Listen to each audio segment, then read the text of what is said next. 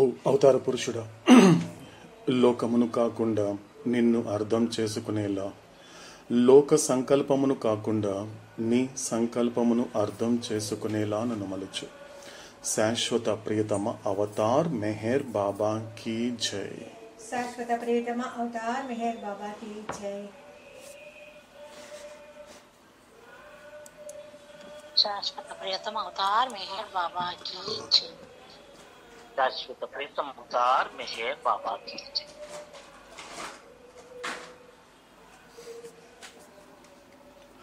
Start చేద్దామండి.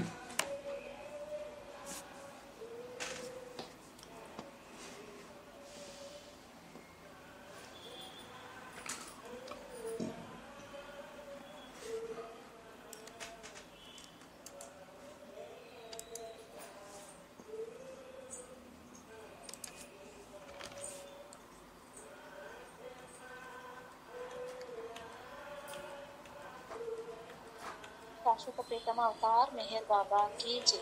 అందరికీ జై మెహర్ బాబా. मजांजे चुनो चरादम के बंदे मुकबिल कबूल कर दे जान हर सुल्तान के सुल्तान गुल चुबिशनवी सुकान अहले दिल मगू के कतास सुकान शनाज नायल दिल बरा कता इंजाज बंदे मगोनम के जिजाहलम बरहद फिर माँ हर चकुनाद आइन अनायत बाशद వాజా షంషుద్దీన్ మొహమ్మద్ హఫీజీ షిరాజీ. మెహర్ దర్శిని అందుబాటులో లేదు, ఇంగ్లీష్ నేను చేస్తాను. శాశ్వత ప్రీతమ అవతార్ మెహర్ బాబా కీ జై. Befitting a fortunate slave, carry out every command of the master without any question of why and what. About what you hear from the master, never say it is wrong. Because, my dear, the fault lies in your own incapacity to understanding him. I am slave of my master who has released me from the ignorance. Whatever my master does is of the highest benefit to all concerned. Fazal Shamshuddin Muhammad Hafizi Shiraz. Eternal beloved avatar Meher Baba ki Jai. Jai Meher Baba.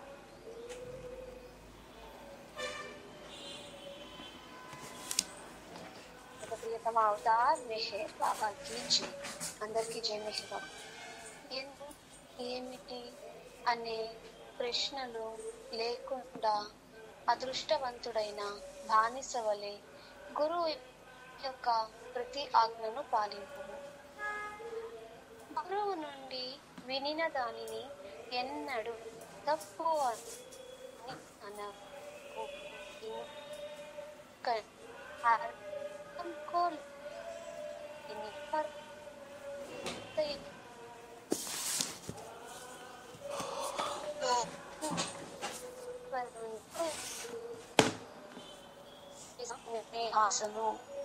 నాకు ఏమి చేసిన తత్సంబంధికులందరికీ అది అత్యంత ప్రయోజనం.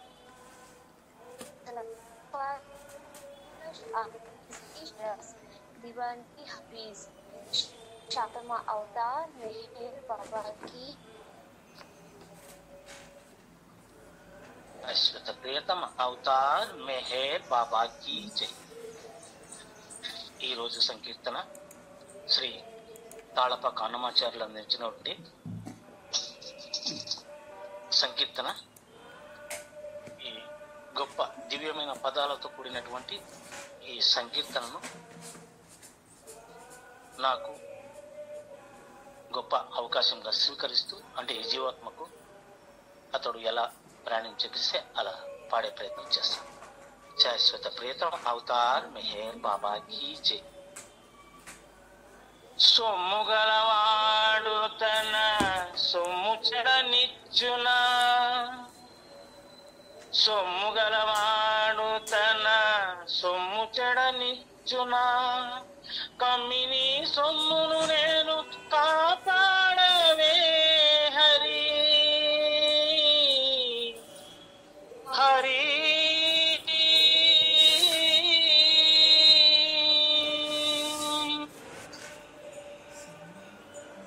పసురము అడవి బిడ్డ పసురము కలవాడు దశలు వెదకింటికి తెచ్చుకొన్నట్టు, పసురము అడవిబడ్డ పసురము కలవాడు దశలు వెదకింటికి తెచ్చుకొన్నట్టు, వసగా నాసలలోన వడిబడ్డ నా మనసు, వసగా నాసలలోన వడిబడ్డ నా మనసు, ఎసగా మళ్ళించవే నన్నే నిన్న గోవిందుడా, గోవిందుడా,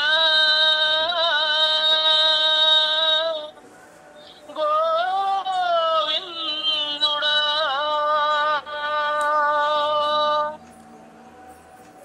సొమ్ము గలవాడు తన సొమ్ము చెడనిచ్చునా, సొమ్ము గలవాడు తన సొమ్ము చెడనిచ్చునా, అమ్మిని సొమ్మును నేను కాపాడవే హరి, హరి.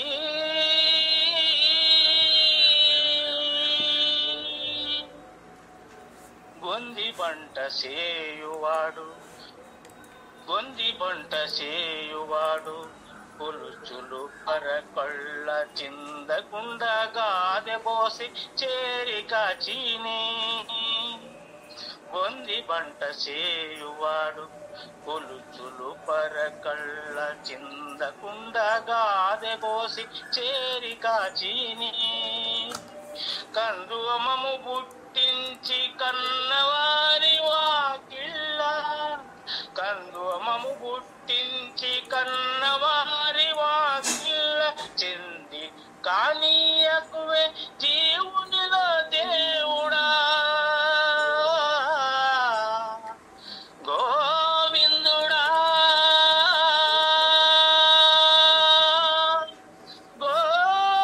గోవిందుడా.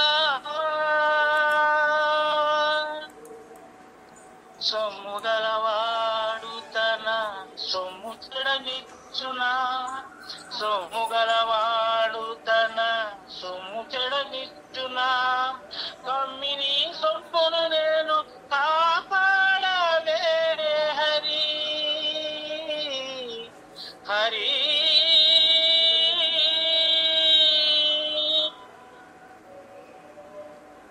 కడుపులోని శిశువు కన్న తల్లి కన్నితేను బెడగు లెంచక కని పెంచినట, కడుపులోని శిశువు కన్న తల్లి తన్నితేను బెడగు లెంచక కని పెంచినట, ఎడమిగ శ్రీ వెంకటేశ నీ కుక్షిలో నేను, ఎడమిక శ్రీ వెంకటేశ నీ కుక్షిలో నేను, తడవి తప్పు చేసిన దయగావే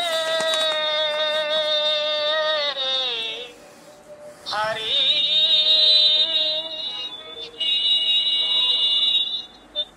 హరి.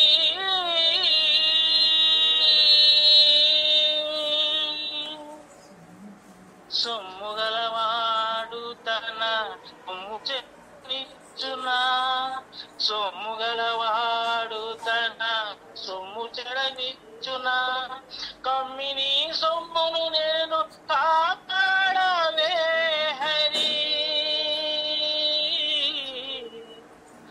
హరి.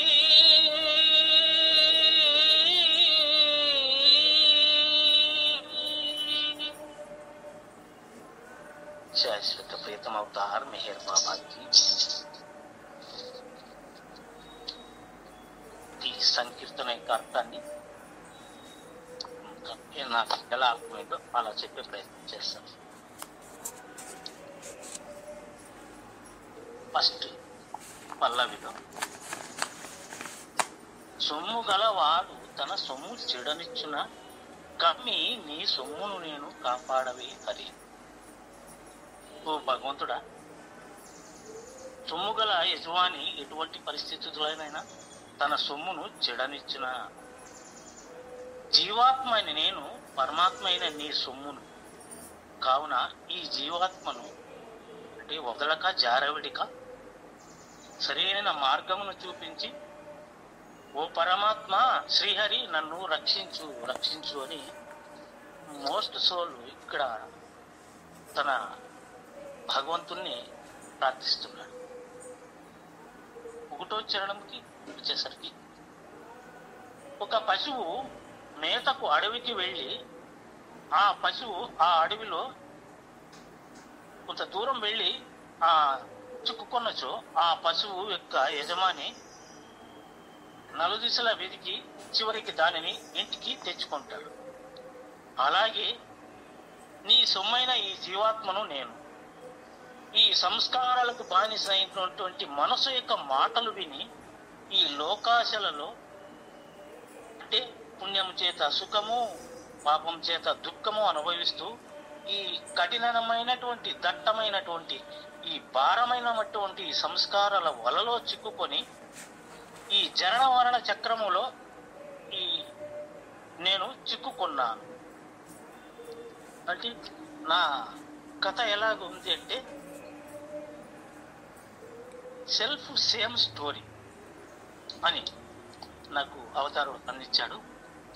నాకు ప్రభువైన ఓ పరమాత్మ, ఓ గోవిందుడా, ఈ ఆశల నుండి అంటే ఈ చింతల నుండి అంటే ఈ కోరికల నుండి మంచి దారిలోనికి అంటే నిజమైన నా దారిని చూపించి అంటే నేను తరింప చేసుకునే చింతన అనే దారికి మళ్లించి అంటే ఆధ్యాత్మిక మార్గము ద్వారా జ్ఞాన మార్గం వైపు నడిపించు ఓ ప్రభువా, ఓ పరమాత్మ అని ఇక్కడ చింతిస్తున్నాడు. 2వ చరణము, పైరు నాటినటువంటి రైతు ఆ పంట పూర్తి అవగానే ఆ ధాన్యమును ఇటు అటు పారవేయకుండా పారజల్లకుండా ఒక మూటలోనూ ఒక మూల గాదెలోనూ పోసి రక్షించుకుంటారు. అలాగే జీవాత్మగా నన్ను అంటే ఈ జీవ పరిణామక్రమం నుండి, రాయి నుండి, లోహము నుండి, వృక్షము నుండి, క్రిముల నుండి, జలచరాల నుండి, పక్షుల నుండి, జంతువుల నుండి మరియు పూర్తి సంస్కారములు, పూర్తి చైతన్యము కలిగినటువంటి పరిపూర్ణమైనటువంటి మానవ జన్మను సంపాదింపచేసి అంటే ఉత్కృష్టమైన మానవ జన్మగా నన్ను అధిగమింపచేసి నేర్పుతో నన్ను సృష్టించావు. అయినా నీ మాట వెనుక ఈ ఇంద్రియాధీనమైన కామక్రోధ లోప మద మోసాలను వారి వెంటపడి ఈ అజ్ఞానపు బ్రతుకును గడుపుతున్నాను. అంటే లైఫ్ ఆఫ్ సెన్స్ లో బతుకుతున్నాను. జీవాత్మలో ఉన్న పరమాత్మ, ఓ గోవిందుడా, ఈ అజ్ఞాన బ్రతుకు నుండి నన్ను రక్షించు ఓ సర్వపోషక, ఓ సర్వపోషక అని ప్రార్థిస్తున్నాడు. 3వ చరణంలో, కన్న తల్లి కడుపులో శిశువు తన కన్న తల్లిని తన్నిన ఆమె బిడ్డను తప్పులెంచక కని పెంచుతుందో కదా, అలాగే పరమాత్మలోని ఆత్మనై ఉన్న నేను ఈ అజ్ఞానంతో తప్పు చేసిన నాపై కరుణించి ప్రేమతో నీ కృప ద్వారా నన్ను అనుగ్రహించి నన్ను విడవక దయతో రక్షించు ఓ పరమాత్మ, ఓ గోవిందుడా, ఓ సర్వరక్షక, సర్వపోషక అని ఇక్కడ ప్రార్థిస్తున్నాడు మోస్ట్ సో. నాకు అర్థమైన వివరణ ఇచ్చాను. శాశ్వత ప్రీతమ అవతార్ మెహర్ బాబాకి ఇచ్చే.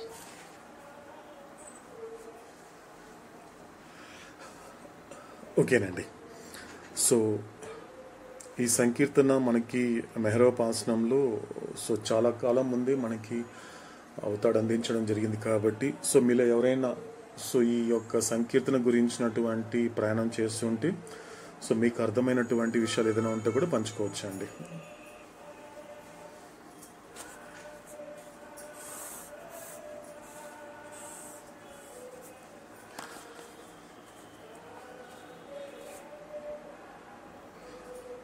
ఓకేనండి. అయితే సో నాకెంతవరకు అర్థమైంది అనేటువంటి విషయాన్ని నేను మీతో పంచుకుంటాను. సో నాకెంతవరకు అవగాహన కలిగింది సో దీని ద్వారా అంటే అవతార పురుషుడైనటువంటి మెహర్ బాబా అన్నమయ్య ద్వారా నాకు అందించినటువంటి గొప్ప ఆధ్యాత్మిక సంకీర్తనని సో నాకెంతవరకు అర్థమైంది సో దానిని మీకు అందించి తర్వాత మీతో పంచుకునే ప్రయత్నం చేస్తాను. సో ఇంతవరకు మనకి అంజప్ప గారికి అర్థమైనంతగా మనకి అందించడం జరిగింది. ముఖ్యంగా ఇంతవరకు గడిచినటువంటి మెహరోపాసనంలో అవతాడు చెప్పినటువంటి ఆ మాటల్ని కనెక్ట్ చేసుకుంటూ దాన్ని ఎలా అర్థం చేసుకోవాలనేది కూడా మనకి అంజప్ప గారు మనకి చక్కగా వివరించడం జరిగింది. సో ఇప్పుడు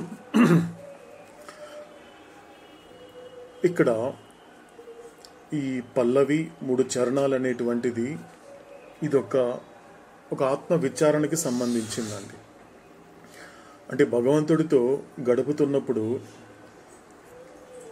ఆయన యొక్క ఆ ప్రెజెన్స్ని లేకపోతే ఆయన యొక్క ప్రేమని గుర్తుంచుకొని సద్వినియోగపరుచుకునేటువంటి ప్రక్రియలో ఒక ఆత్మ విచారణ అనేది ఒక జీవుడికి కలుగుతుంది సాధారణంగా.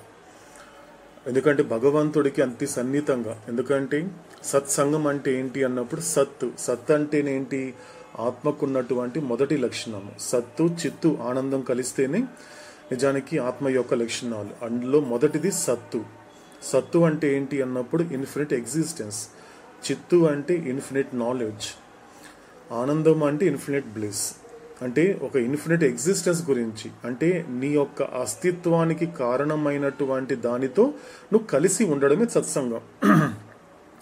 ఆ సత్సంగంలో భాగంగా ఆ సత్తు గురించి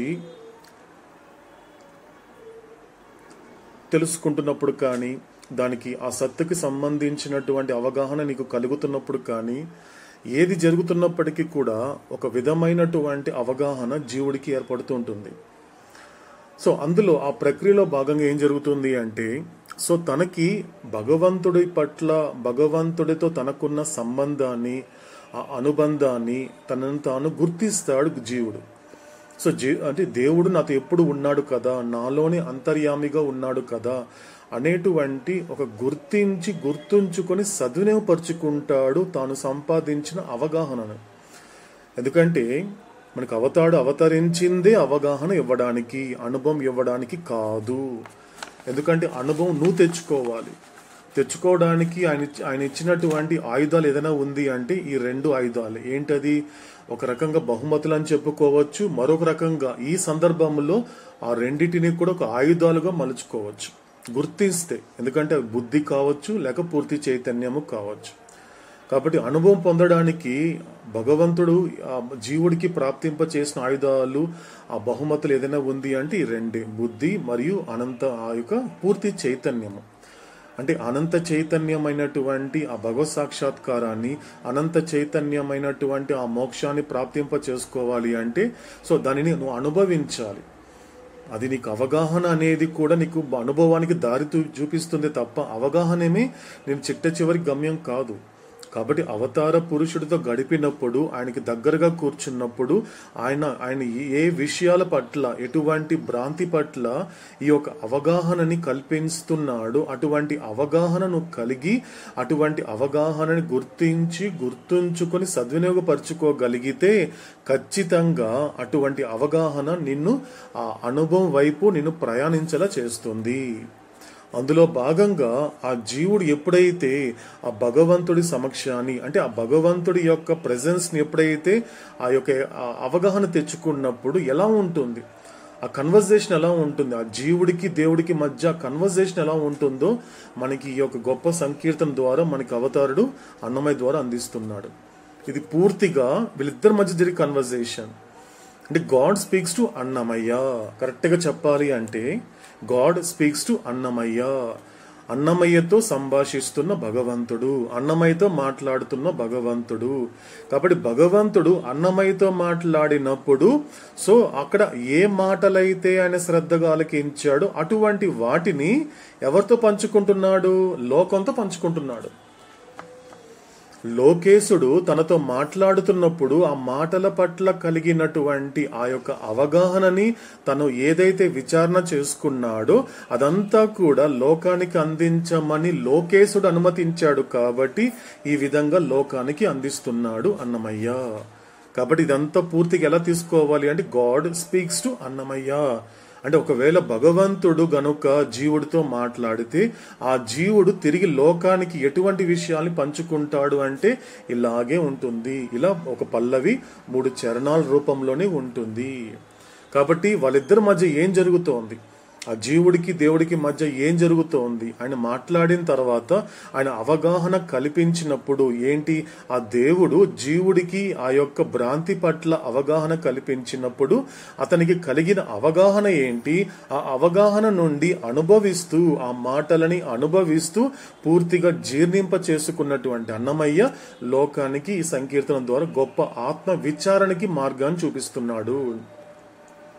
ఎందుకంటే చాలా ఒక ఆశ్చర్యకరమైనటువంటి ఒక ప్రయోగించాడండి ఈ యొక్క సంకీర్తనంలో. కాస్త శ్రద్ధతో ఆలకిస్తే, కాస్త ఈ యొక్క ప్రతి అక్షరాన్ని గనుక కాస్త మనం శ్రద్ధగా ఆలకించగలిగితే ఒక ఇంతవరకు ఎక్కడ లేనటువంటి ఒక ప్రయోగాన్ని ఆయన ఒక పదాన్ని ప్రయోగించాడు.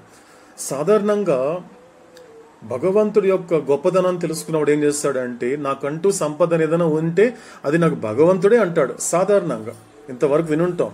రకరకాల అది తుకారాం చెప్పడం జరిగింది, అనేక సందర్భాలలో కబీర్ చెప్పడం జరిగింది, మరిన్ని సందర్భాల్లో మీరాబాయి చెప్పడం జరిగింది, కొన్ని సందర్భాలలో ఇలా అనేక మంది సద్గురువులు వాళ్ళ సద్గురు కాకముందు సాధకులుగా ఉన్నప్పుడు వాళ్ళు ఏదైతే అభంగాలు ఇచ్చారో, ఏవైతే జ్ఞానేశ్వర్ లాంటి వాళ్ళు ఓవిల ద్వారా అందించారో, వీళ్ళంతా ఏం చెప్తారంటే నాకంటూ సంపద అంటూ ఏదైనా ఉంది అంటే ప్రాపంచిక సంపద కాదు, నాకు ఒక ఆధ్యాత్మిక సంపద, నాకంటూ ఏదైనా దిక్కు ఉంది, నాకంటూ ఏదైనా ఒక మిగిలి ఉంది అంటే నాకు సంపద నువ్వేనయ్యా అంటాడు జీవుడు దేవుడితో. ఇది సాధారణంగా లోకమంతా ఆలకించిన విషయం ఇది. అంటే జీవుడు అంటున్నాడు దేవుడితో, ఓ భగవంతుడా నాకు నువ్వేనయ్యా నాకు సొమ్ము, నాకు నువ్వేనయ్యా ఆస్తి, నాకు నువ్వేనయ్యా నాకు సంపద అంటున్నాడు. కాబట్టి నువ్వే నాకు ఐశ్వర్యము. కాబట్టి నీకు మించిన ఐశ్వర్యం లోకంలో ఏముందయ్యా? ప్రపంచంలో ఉన్న ఐశ్వర్యం అనేది ఖర్చు పెట్టే కొద్ది తగ్గుతుంది, కానీ ఇక్కడ ఖర్చు అయ్యే కొద్ది పెరుగుతుంది. ఇక్కడికి సంపదకి, ఆధ్యాత్మిక సంపదకి భౌతిక సంపదకి తేడా ఏంటి? భౌతిక సంపదని ఒకే పనిగా 365 రోజులు ఖర్చు పెట్టుకుంటా ఉన్నాం అనుకో, 365 రోజులు అయ్యేసరికి ఏమవుతుంది, మొదటి రోజు ఉన్నటువంటి ఆస్తి, మొదటి రోజు ఉన్నటువంటి సంపద 366 రోజుకి వచ్చేసరికి తగ్గిపోతుంది, లేకపోతే పూర్తిగా అయిపోయి ఉంటుంది. అంటే తగ్గేటువంటి ఒక స్వభావం కలిగినటువంటిది ఈ యొక్క భౌతికమైన సంపద. కానీ నీది అలా కాదు. నీ సంపదని నేను ఎంత వరకు పంచుతూ ఉంటే అది పెరుగుతూ పోతుందయ్యా. ఆధ్యాత్మిక సంపద 32,000 సంకేతాలు రాసినటువంటి అన్నమయ్య అలా పెంచుకుంటూ పోతూ ఉంటే తన యొక్క సొమ్ముని పెంచుకుంటూ పోయాడు, తన యొక్క ఐశ్వర్యాన్ని పెంచుకుంటూ పోయాడు. అందుకే లోకానికి అందించగలిగాడు ఆయన అన్నమయ్య. సో కాబట్టి అటువంటిది మామూలుగా. కానీ ఇక్కడికి వచ్చేసరికి, ఈ సంకీర్తనకు వచ్చేసరికి ఒక విశేషంగా ఒక ప్రక్రియ వాడాడు అన్నమయ్య. ఒక విశేషంగా ఉందండి. ఇంతవరకు దేవుణ్ణి తన సొమ్ముగా జీవుడు భావించాడు, కానీ ఇక్కడ రివర్స్లోకి వెళ్ళాడు అన్నమయ్య. రివర్స్కి వెళ్ళిపోయాడు. రివర్స్ ఏమంటున్నాడు అంటే, నేను నీ సొమ్మును అంటున్నాడు. నేనేనయ్యా నీకు ఆస్తి, నువ్వు నాకు ఆస్తి కాదు. రివర్స్కి వెళ్ళిపోయాడు అండి. చూడు, గొప్పదండి. అందుకే ఆయన ఏమంటారు, పద పితామహుడు అంటారు. పదాల్ని ఏ విధంగా సంబోధించాలి, పదాల్ని ఏ విధంగా దానిని ప్రయోగించాలనేటువంటిది. సో ఈ యొక్క తెలుగు భాషల్లో పండినవాడు కాబట్టి అందుకు రివర్స్ గా మాట్లాడుతున్నాడు భగవంతుడి విషయాలు. ఇంతవరకు ఏమిన్నాము అంటే, ఒక భగవంతుడు ఒక భక్తుడు చెప్పుంటాడేమో, ఒక ప్రేమికుడు చెప్పుంటాడేమో, ఓ భగవంతుడా, ఓ ప్రియతమా, నువ్వే నాకు సొమ్ము, నువ్వే నాకు ఆస్తి అంటాడు. కానీ ఇక్కడికి వచ్చేసరి రివర్స్ అయ్యాడు అన్నమయ్య. ఏమంటున్నాడు? మొట్టమొదటిగా ఏమయ్యా, సొమ్ము గలవాడు తన సొమ్ము చెడనిచ్చునా. ఒక భౌతికంగా మాట్లాడుతున్నాడు. ఏమయ్యా భగవంతుడా, నువ్వు ఇంతసేపు నాకు కొన్ని విషయాలు చెప్పావు కదా, నాకు ఎలా ఉందో తెలుసా? ఇప్పుడు నా స్థితి నాకు అర్థమైంది. ప్రపంచంతో ఇన్ని జన్మలుగా మాట్లాడుతున్నాను, ప్రపంచము నాతో మాట్లాడుతూ ఉంది. ఎలా ఉన్నాను, ఎలాగైతే ఆ సంస్కారాలు, అజ్ఞానం అనేది పుట్టుక నుంచి ఎలాగుందో పెరుగుతున్నప్పుడు, కానీ గిట్టే సమయంలో కూడా, అంటే శరీరం విడిచిపెట్టే సమయంలో కూడా అజ్ఞానం అనేది అలాగే ఉంది. కానీ నేను ప్రపంచంతో మాట్లాడుతున్నాను, ప్రపంచం నాతో మాట్లాడుతూ ఉంది. అంటే లోకంతో నేను మాట్లాడుతున్నాను, తిరిగి లోకం కూడా నాతో మాట్లాడుతూ ఉంది. కానీ ఈ అజ్ఞానం కూడా ఎక్కడ తగ్గలేదయ్యా, అజ్ఞానం అలాగే ఉంది. కానీ లోకేశుడైనటువంటి నువ్వు నాతో మాట్లాడినప్పుడు ఈ అజ్ఞానం అనేటువంటిది కంటికి కనిపించకుండా పోతోందయ్యా, అజ్ఞానం పోతోంది నాకు. అందుకు సో ప్రపంచ వచనాలకి భగవత్ వచనాలకి తేడా ఏంటి అన్నప్పుడు, ప్రపంచ వచనములు ఏమవుతోంది, నీకు అంతర్గతంగా అంతర్ముఖమయ్యే అవకాశం లేకుండా నువ్వు నీలో ఒక గాఢాంధకారమైనటువంటి అజ్ఞానం అలాగే ఉంటుంది. నువ్వు తిరిగి ప్రపంచంతో మాట్లాడినా కూడా అలాగే ఉంటుంది, ఎందుకంటే లోకమంతా అలాగే ఉంది. కాబట్టి అది కాదు. ఎందుకంటే ప్రపంచ వచనాలకి భగవత్ వచనాలకి ఎంత తేడా వస్తుంది అంటే, నాకు ఈయనతో మాట్లాడితే ఏమంటున్నాడు అన్నమయ్య, నాకు భగవంతుడితో మాట్లాడితే నాకేమర్థమైంది, నా స్థితి అంటే నాకు అర్థమైంది, నా స్థాయి అంటే అర్థమైంది. కానీ లోకం నాతో మాట్లాడుతూ ఉంటే రాని క్లారిటీ నాకు అవతారుడు నాతో మాట్లాడుతున్నప్పుడు నాకు ఒక క్లారిటీ వచ్చింది. ఏం వచ్చింది అంటే, ప్రపంచం నాతో మాట్లాడుతున్నప్పుడు రానటువంటి అవగాహన, స్పష్టత భగవంతుడు నాతో మాట్లాడుతున్నప్పుడు వచ్చింది. అంటే ఏం తెలిసింది, నాకు 2 విషయాలు తెలిసింది. ఏంటది, స్థితి ఏంటి, నా స్థితి, నేను ఏ స్థితిలో ఉన్నాను అనేది ఒకటి. రెండోది ఏంటి, నేను ఏ స్థాయిలో ఉన్నానో నాకు తెలిసింది. ఎందుకు వచ్చింది అన్నప్పుడు, నా స్థితి కానీ స్థాయి కానీ నీకు దూరంగానే ఉన్నాను, కానీ నువ్వు నాకు దూరంగా లేవు. చాలా ఇంపార్టెంట్ అనే విషయం. నువ్వు నాకు దూరంగా లేవు, నేనే నీకు దూరం అవుతూ వచ్చాను నా జ్ఞానం చేత. కాబట్టి ఇప్పుడు నీకు అర్థం, నువ్వు ఇంతవరకు చెప్పిన దాని ప్రకారం ఏమర్థమైంది, ఇంతవరకు నువ్వు నా సొమ్ము అనుకున్నాను, కానీ ఇక్కడ కొద్దిగా నాకు నా గొప్పతనం తెలిసిందయ్యా, నా మానవ జన్మ యొక్క గొప్పతనం తెలిసిందయ్యా. నువ్వు ఇంత గొప్ప మానవ జన్మనిచ్చావు, ఇంత గొప్ప ఒక భౌతికమైనటువంటి హయ్యెస్ట్ కావచ్చు, ఒక అత్యంత శ్రేష్టమైనటువంటి అత్యంతమైనటువంటి ఒక పరిపూర్ణమైన మాధ్యమము. 3 రకాలుగా చెప్పాడు గతంలో మనకి అవతారుడు. ఏం చెప్పాడు ఈ శరీరం గురించి, హయ్యెస్ట్ అంటే ఏం చెప్పాడు, most sublime and most perfect form అని అవుతాడు. అంటే ఉన్నతమైనటువంటి మరియు అత్యంత శ్రేష్టమైన పరిపూర్ణమైనటువంటి మాధ్యమమే ఈ స్థూల శరీరము. కాబట్టి నేనేం తక్కువ చేసుకున్నాను, నేను నాతో మాట్లాడినంత వరకు నా జన్మ గురించి నాకు తెలియదయ్యా, కాబట్టి నేను కూడా గొప్పవాడినే. ఇంతవరకు ఏమనుకున్నాను, ఓ భగవంతుడా నా విషయం నువ్వే గొప్పవాడు అనుకున్నాను, నువ్వే నా సొమ్ము అనుకున్నాను. కాదయ్యా, నీ చేత నేను సృష్టించబడ్డాను కాబట్టి గొప్పవాడి చేత అన్ని గొప్ప విషయాలే బయటకు వస్తాయ్యా. నీ నుండే కదా నేను వచ్చాను కాబట్టి నేను గొప్పవాడినయ్యా. కాబట్టి సీన్ మారుస్తాను, రివర్స్ చేస్తానయ్యా. కాబట్టి నువ్వు నా సొమ్ము మాత్రమే కాదు, నేను కూడా నీ సొమ్ము అంటున్నాడు.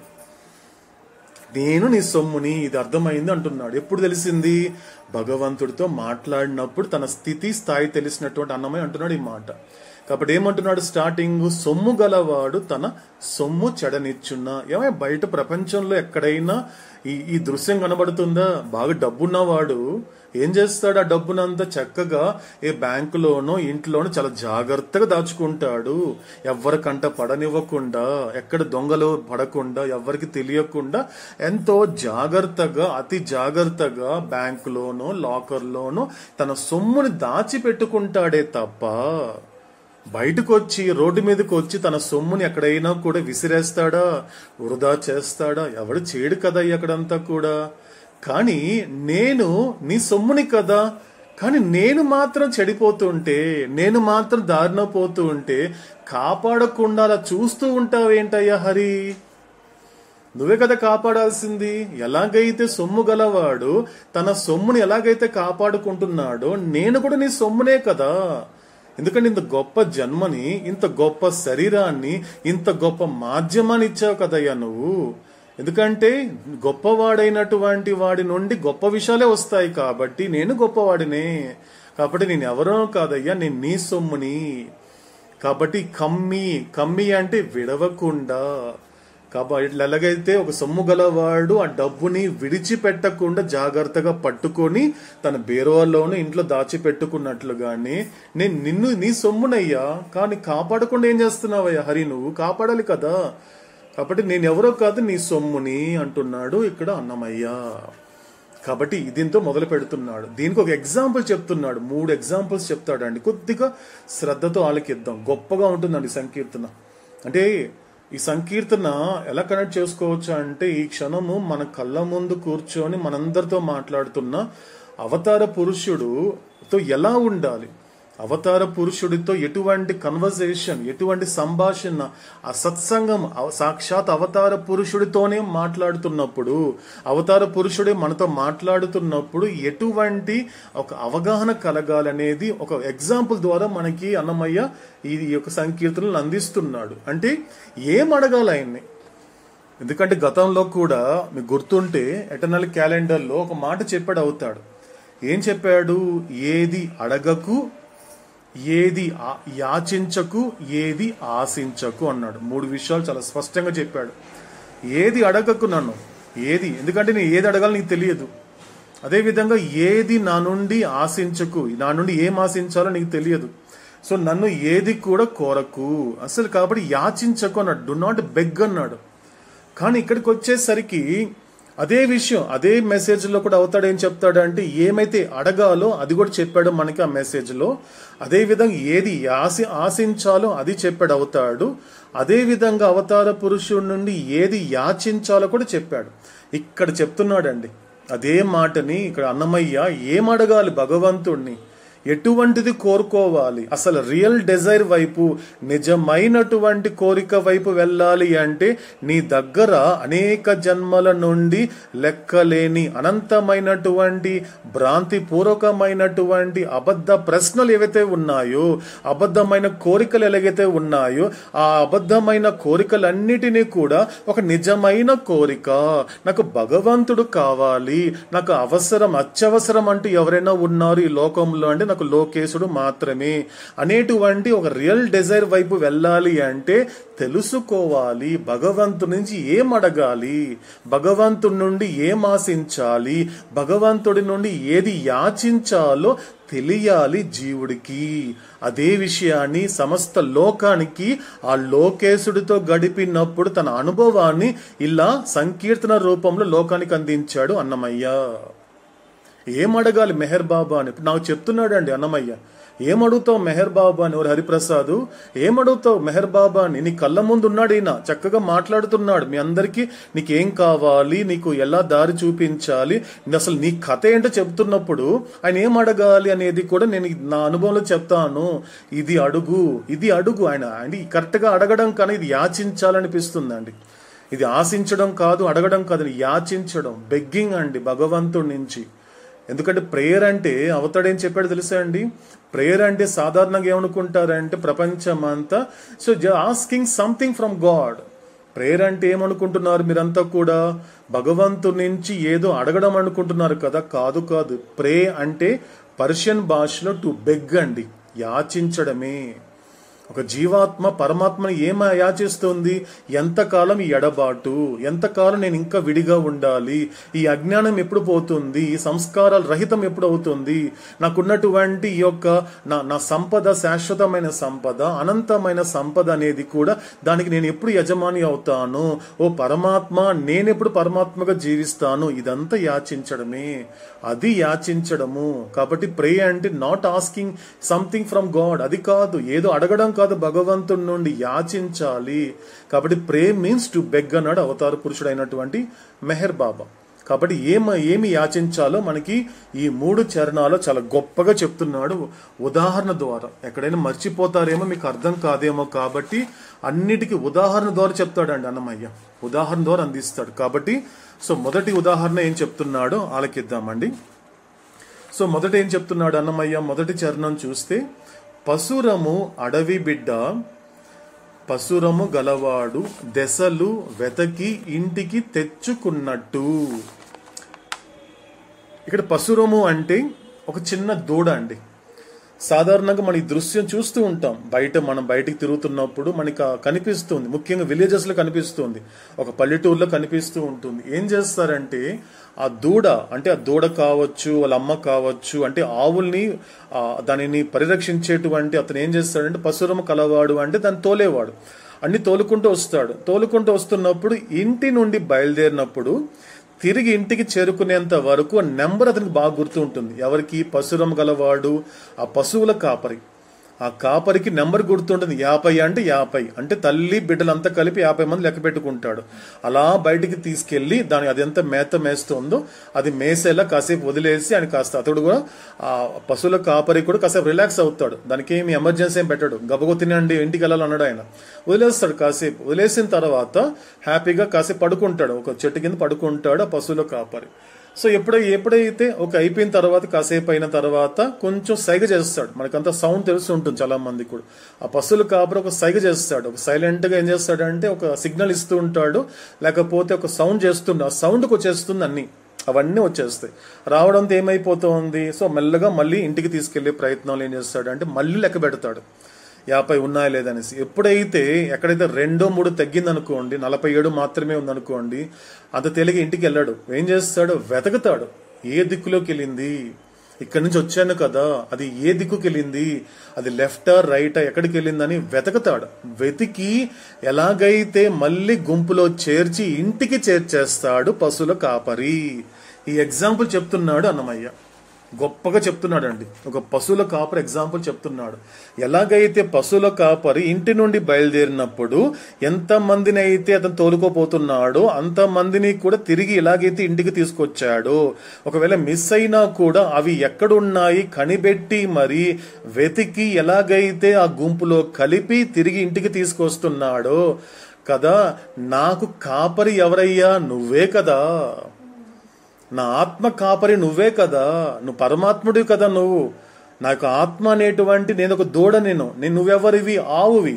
నువ్వు ఒక పరమాత్మవి, నువ్వే కాపరి. కాబట్టి నువ్వేం చెయ్యాలి, నేను ఎక్కడ పోతున్నాను నువ్వు చూసుకోవాల్సినటువంటి బాధ్యత నీదే కదా ఓ భగవంతుడా. అంటే ఆ యొక్క ఆవులు ఆ దూడల గురించినటువంటి బాధ్యత, రెస్పాన్సిబిలిటీ ఎవరిది? పశువులు కాపరిది. కాబట్టి అతడు ఎంత చక్కగా ఒకవేళ మిస్ అయిపోయినా కూడా వెతకి ఇంటికి తెస్తున్నాడు కదా. నా పరిస్థితి ఏంటో తెలుసా? ఇప్పుడు చెప్తున్నాడు తన గురించి. వసగా ఆశలలోన వడిబడ్డ నా మనసు. వసగా అంటే ఏంటి? ఎలా ఉంది వసగా అంటే? ఆ పదం ఎప్పుడు వస్తుందంటే, ఇప్పుడు ఫర్ ఎగ్జాంపుల్ ఎలా చెప్పాలి అంటే, ఒక ఎగ్జాక్ట్గా ఒక తేలికైనటువంటి ఒక వస్తువు పెట్టామనుకోండి, గాలి ఒక గట్టిగా వీస్తుంది అనుకోండి, ఒక తేలికైన ఫర్ ఎగ్జాంపుల్ ఒక పీచు అండి, లేకపోతే ఒక తేలికైన ఒక చిన్న పేపర్ అనుకుందాం. ఎందుకు ఎగ్జాంపుల్ తీసుకోండి. ఒక పేపర్ అండి. ఒక పేపర్ బాగా గాలి వీచే చోట పెడితే ఏమవుతుందండి? సాధారణంగా ఆ గాలి ఎటు వీస్తుంది అటు వెళ్ళిపోతుంది. ఏది? ఆ పేపర్ అనేటువంటిది. అంటే తేలికైనటువంటి వస్తువు పెడితే వెళ్ళిపోతుంది. కానీ అక్కడ రాయి పెట్టండి, ఒక పెద్ద రాయి పెట్టండి, కదలదు, అలాగే స్థిరంగా ఉంటుంది. వసగా అంటే ఏంటి అంటే, గాలి ఎటు వీస్తుందో అటు పక్క వెళ్ళేటువంటి స్వభావం కలిగింది నా ఆశలు. ప్రపంచము అనేటువంటి ఆకర్షణలకి, ప్రపంచం అనేటువంటి వ్యామోహాలకి ఆ గాలి వీస్తోంది, ఆ వైపే వెళ్తోంది నా ఆశలు. అటువంటి ఆశలలో వడిబడ్డిందయ్యా నా మనసు. వడబడడం అంటే ఏంటి? చిక్కుకుపోయిందయ్యా నా మనసు. అంటే ఇక్కడ మనం తీసుకోవాల్సిన సంస్కారాలు, నా స్థూల సంస్కారాలు ఎట్టి పరిస్థితిలో ఉంది అంటే, ఆ యొక్క వసగా అంటే ఆ ఆకర్షణలు, ఆ వ్యామోహాల గాలి ఎటు వీస్తోందో అటు, అంటే అటువంటి స్వభావం కలిగినటువంటి ఆశలలో అనే దాంట్లో పూర్తిగా చిక్కుకుపోయిందయ్యా నా మనసు. అంటే ఎలాగైతే ఆ గుంపు నుండి ఆ లేగదూడ అలా నడుచుకుంటూ ఎలాగైతే దారి తప్పి ఎక్కడికో వెళ్ళిపోయి దారి తప్పినట్లుగా కూడా నా పరిస్థితి ఏంటి? అలా దారి తప్పిపోయానయ్యా, చిక్కుకుపోయా. నేను వద్దామంటే రావట్లే, నా వల్ల కావటం లేదు ఆశలలో. అందుకే మనకు అవతారుడు ప్రపంచంలో ఎవరైనా ఎక్కడైనా ఏమైనా ఒక ఆధ్యాత్మికత విషయానికి వచ్చేసరికి అందరికి అర్థమయ్యే భాషలో ఏం చెప్తారంటే, ఏమంటే ఆ విషయాల పట్ల ఆశ పడకండి.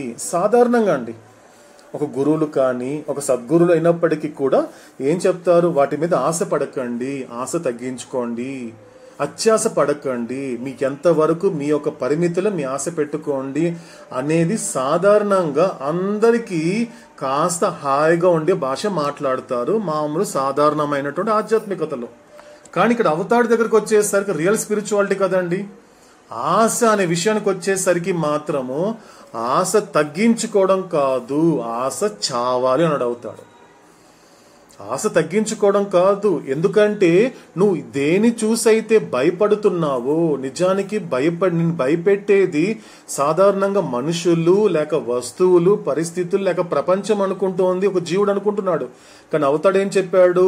ఒక జీవుడిని భయపెట్టేటువంటి ఒక క్యాపబిలిటీ ఉన్నది ఒకే ఒక మాయకి అన్నాడు అవతాడు. మాయ భయపెడుతోంది నిన్ను. నీకు ఏదైనా భయపడుతున్నప్పుడు కానీ, నువ్వు బాధపడుతున్నప్పుడు నిన్ను భయపెట్టేది, బాధ పెట్టేది మాయ లేక ఇల్యూషన్. ఏదైనా మనకు అర్థమయ్యే భాషలో, ఫర్ ఎగ్జాంపుల్ మనం భ్రాంతి తీసుకుందామండి. ఇప్పుడు ఆ ఇల్యూషన్ ఏంటి, భ్రాంతి అనేది ప్రస్తుతానికి ఒకటిగా తీసుకుందామండి, ప్రస్తుతానికి మాత్రం. ఎందుకంటే మాయ నుండి భ్రాంతి వచ్చింది కాబట్టి ఒక రకం అర్థం చేసుకుంటే. ఎందుకంటే కాబట్టి అది భయపెడుతోంది. కాబట్టి నువ్వు దేని నుండి, ఎవరి నుండి భయపడకుండా ఉండాలి అంటే, కానీ అది ఎందుకు భయపెడుతుందో తెలుసా? గుర్తుపెట్టుకో. ఎంతకాలం అయితే నువ్వు ఆశతో బ్రతుకుతున్నంత వరకు, నీలో హోప్ అనేది ఉన్నంత వరకు అది నేను భయపెడుతూనే ఉంటుంది. కాబట్టి నువ్వు దాన్ని తిరిగి నువ్వు భయపెట్టాలి, మాయని భయపెట్టాలి అంటే నువ్వేం చేయాలో తెలుసా? ఆ ఆశని చంపుకోవాలి అన్నాడు అవుతాడు. ఆశ రాహిత్యం అయిపోవాలి. హోప్లెస్నెస్ అండి, హోప్లెస్నెస్, ఆశ లేకుండా. ఇది అవతాడే చెప్పాడండి. అవతాడు ఈ మనిషి సాధారణంగా అంటే ఎవరికి వాళ్ళు కనుక విచారణ చేస్తే, ఎందుకంటే ఇది హైలీ ఇంపాసిబుల్ టాస్క్ అన్నాడు అవతాడే చెప్పాడండి. ఇది అసాధ్యమైనటువంటి ఒక ప్రయత్నమే. ఇది అంత తేలిక అందరికి జరిగే పని కాదు. ఎందుకంటే ప్రతి మనిషికి శ్వాస ఆశే. ప్రతి మనిషికి శ్వాస ఏమనుకుంటున్నాడు? ఊపిరి పీలుస్తున్నాను. సింపుల్ గా చెప్పాలి అంటే, రాత్రి ప్రతి మనిషి పడుకోవడానికన్నా ముందు ఏమనుకుని పడుకుంటాడండి? సాధారణంగా రేపు లేస్తానని ఆశతోనే పడుకుంటాడు. ప్రతి మనిషి అన్నాడు అవుతాడు. ప్రతి మనిషి ఎలా పడుకుంటున్నాడు? ఈరోజు కాసేపు పనులు మిగిలిపోయింది, కొంచెం బ్యాలెన్స్ వర్క్ ఉంది కాబట్టి ఈరోజు కాసేపు పడుకొని రిలాక్స్ అయ్యి రేపు వెళ్దాము, రేపు పని చేసుకుందామని ఆశతో పడుకుంటున్నాడు. ఏమంటే ఈ లోకంలో ఉన్నటువంటి వాళ్ళందరికీ అవతాడు ఒక చిన్న అనౌన్స్మెంట్ ఇచ్చాడు అనుకుందాం. ఎగ్జాంపుల్ అండి, ఈ రోజు రాత్రి ఎవరైనా పడుకున్నారో వాళ్ళు ఉదయంతో నిద్ర లేవరనుకోరండి. ఎవరైనా పడుకుంటారండి? నీకు ఎంత కంఫర్ట్స్ ఇచ్చినా, ఎంత పెద్ద బెడ్ ఇచ్చినా కూడా పడుకోగలుగుతారా? ఉండదు. ఎందుకంటే ఆ ఆశ ద్వారా భయపడుతున్నాడు. మాయ భయపెట్టేస్తుంది. పడుకోకు. మెహర్ బాబా చెప్పాడు, పడుకుంటే నువ్వు రేపు మార్నింగ్ లేవంట అని. ఏం చేస్తుంది అది? మాయ భయపెడుతోంది నీలో ఆశ వల్ల. కాబట్టి లోకానికి ఆశ అనేటువంటిది ఇదే చెప్తున్నాడు అన్నమయ్య. కాబట్టి నా యొక్క సంస్కారాలు, నా స్థూల సంస్కారాలు ఎక్కడ చిక్కుపడిపోయింది? ఆశలో చిక్కుకుపోయింది అయ్యా. కాబట్టి నాకు నేను నీ సొమ్ముని కదా. మళ్ళీ చెప్తున్నాడు, రివర్స్ లో అంటున్నాడు, నేను నీ సొమ్ముని. అలా ఊరుకుంటావా నువ్వు? ఒకవేళ నేను అలా చిక్కుకొని పోతూ ఉంటే, నా సంస్కారాలు అనేది కూడా ఆశలలో చిక్కుకోపోతే నువ్వు అలా చూస్తూ ఊరుకుంటావేంటి? నువ్వు ఊరుకుంటావా? కాదు. ఎసగా మళ్లించవే నన్నేలిన గోవిందుడా. ఎసగా అంటే తెలుసా అండి? హెచ్చరించు. నువ్వు నన్ను భయపెట్టు, నన్ను కొట్టు కావాలంటే నీ ఇష్టం. ఎందుకంటే నీ సొమ్ము, ఎలాగైనా సొమ్ము. ఇప్పుడు ఒక డబ్బు అనేది లెక్క పెడుతున్నప్పుడు, సాధారణ ఒక వ్యక్తి తీసుకున్నప్పుడు ఏం చేస్తాడండి? ఇప్పుడు లెక్క పెడుతున్నాడు అండి. ఫర్ ఎగ్జాంపుల్ తీసుకుంటే రోడ్డు మీద, ఫర్ ఎగ్జాంపుల్ ఒక బ్యాంకులో అనుకుందాం, ఒక అతను డబ్బులు ఏదో విత్డ్రా చేసాడు, డబ్బులు లెక్క పెడుతున్నాడు. లెక్క పెడుతూ ఉంటే ఒక్కసారిగా అతను ఫ్యాన్ వేసాడు అనుకుందాం. ఒక ఫ్యాన్ కి మొత్తం చెల్లాచెదరైపోయింది నోట్లు అంతా. అతను వదిలేసి వెళ్ళిపోతాడండి? వెళ్ళిపోతాడా? లేదు కదా, అతను ఎత్తుక్కుంటాడు కదా అండి. ఎక్కడ నా డబ్బులంతా లెక్క పెట్టుకుంటాడు. 10,000 ఉంటే లెక్క పెట్టుకుంటాడు. 9,500 ఉంది, మిగతా 500 ఎక్కడుంది? ఎవరో చేతిలో ఉంది. వెళ్ళి ఏం చేస్తాడు? ఏమో నాదే అంటే, ఇది కాదని నాకు కనిపించి నాకు దొరికిందా? కాదు కదా, నాదేనయ్యాక గాలికి ఎగిరిపోయింది, ఇవ్వు అని ఎంత హెచ్చరిస్తాడు అతన్ని. నాది 500 ఎలాగైతే తీసుకుంటాడో అలాగా నువ్వు నన్ను మళ్లించాలయ్యా నువ్వు. ఓ భగవంతుడా, ఎసగా అంటే హెచ్చరించి నన్ను మళ్లించు. ఎందుకు నువ్వు మళ్లించాలి అంటే, నన్ను ఏలేదు నువ్వే కదా. నన్ను పరిపాలించేది, ఈ ఆత్మని పరిపాలించేది ఎవరయ్యా? నువ్వే కదా. ఈ ఆత్మకి హోల్ సోల్ ప్రొపరేటరీ ఎవరు? నువ్వే కదా పరమాత్మ, గోవిందుడా అంటున్నాడు అన్నమయ్య. ఎసగా మళ్లించవే, నన్ను తిప్పు. నన్ను తిప్పడం అంటే ఏంటి? ఇక్కడ ఎక్కడ తిప్పాలి అంటే, ఎక్కడ తిప్పాలి? అంతర్ముఖం అవ్వాలి. ఇక్కడ మళ్లించడం అంటే అదే అండి. ఆధ్యాత్మిక మార్గంలో మనకి ప్లేన్స్ అవతాడు స్టార్ట్ చేసినప్పుడు చెప్పిన మాటే ఇక్కడ అన్నమయ్య కూడా కనెక్ట్ చేస్తున్నాడు. ఆధ్యాత్మిక మార్గంలో నువ్వు ప్రారంభించడము, నువ్వు మొదలు పెట్టడం అనేది దేని మీద ఆధారపడి ఉంటుంది?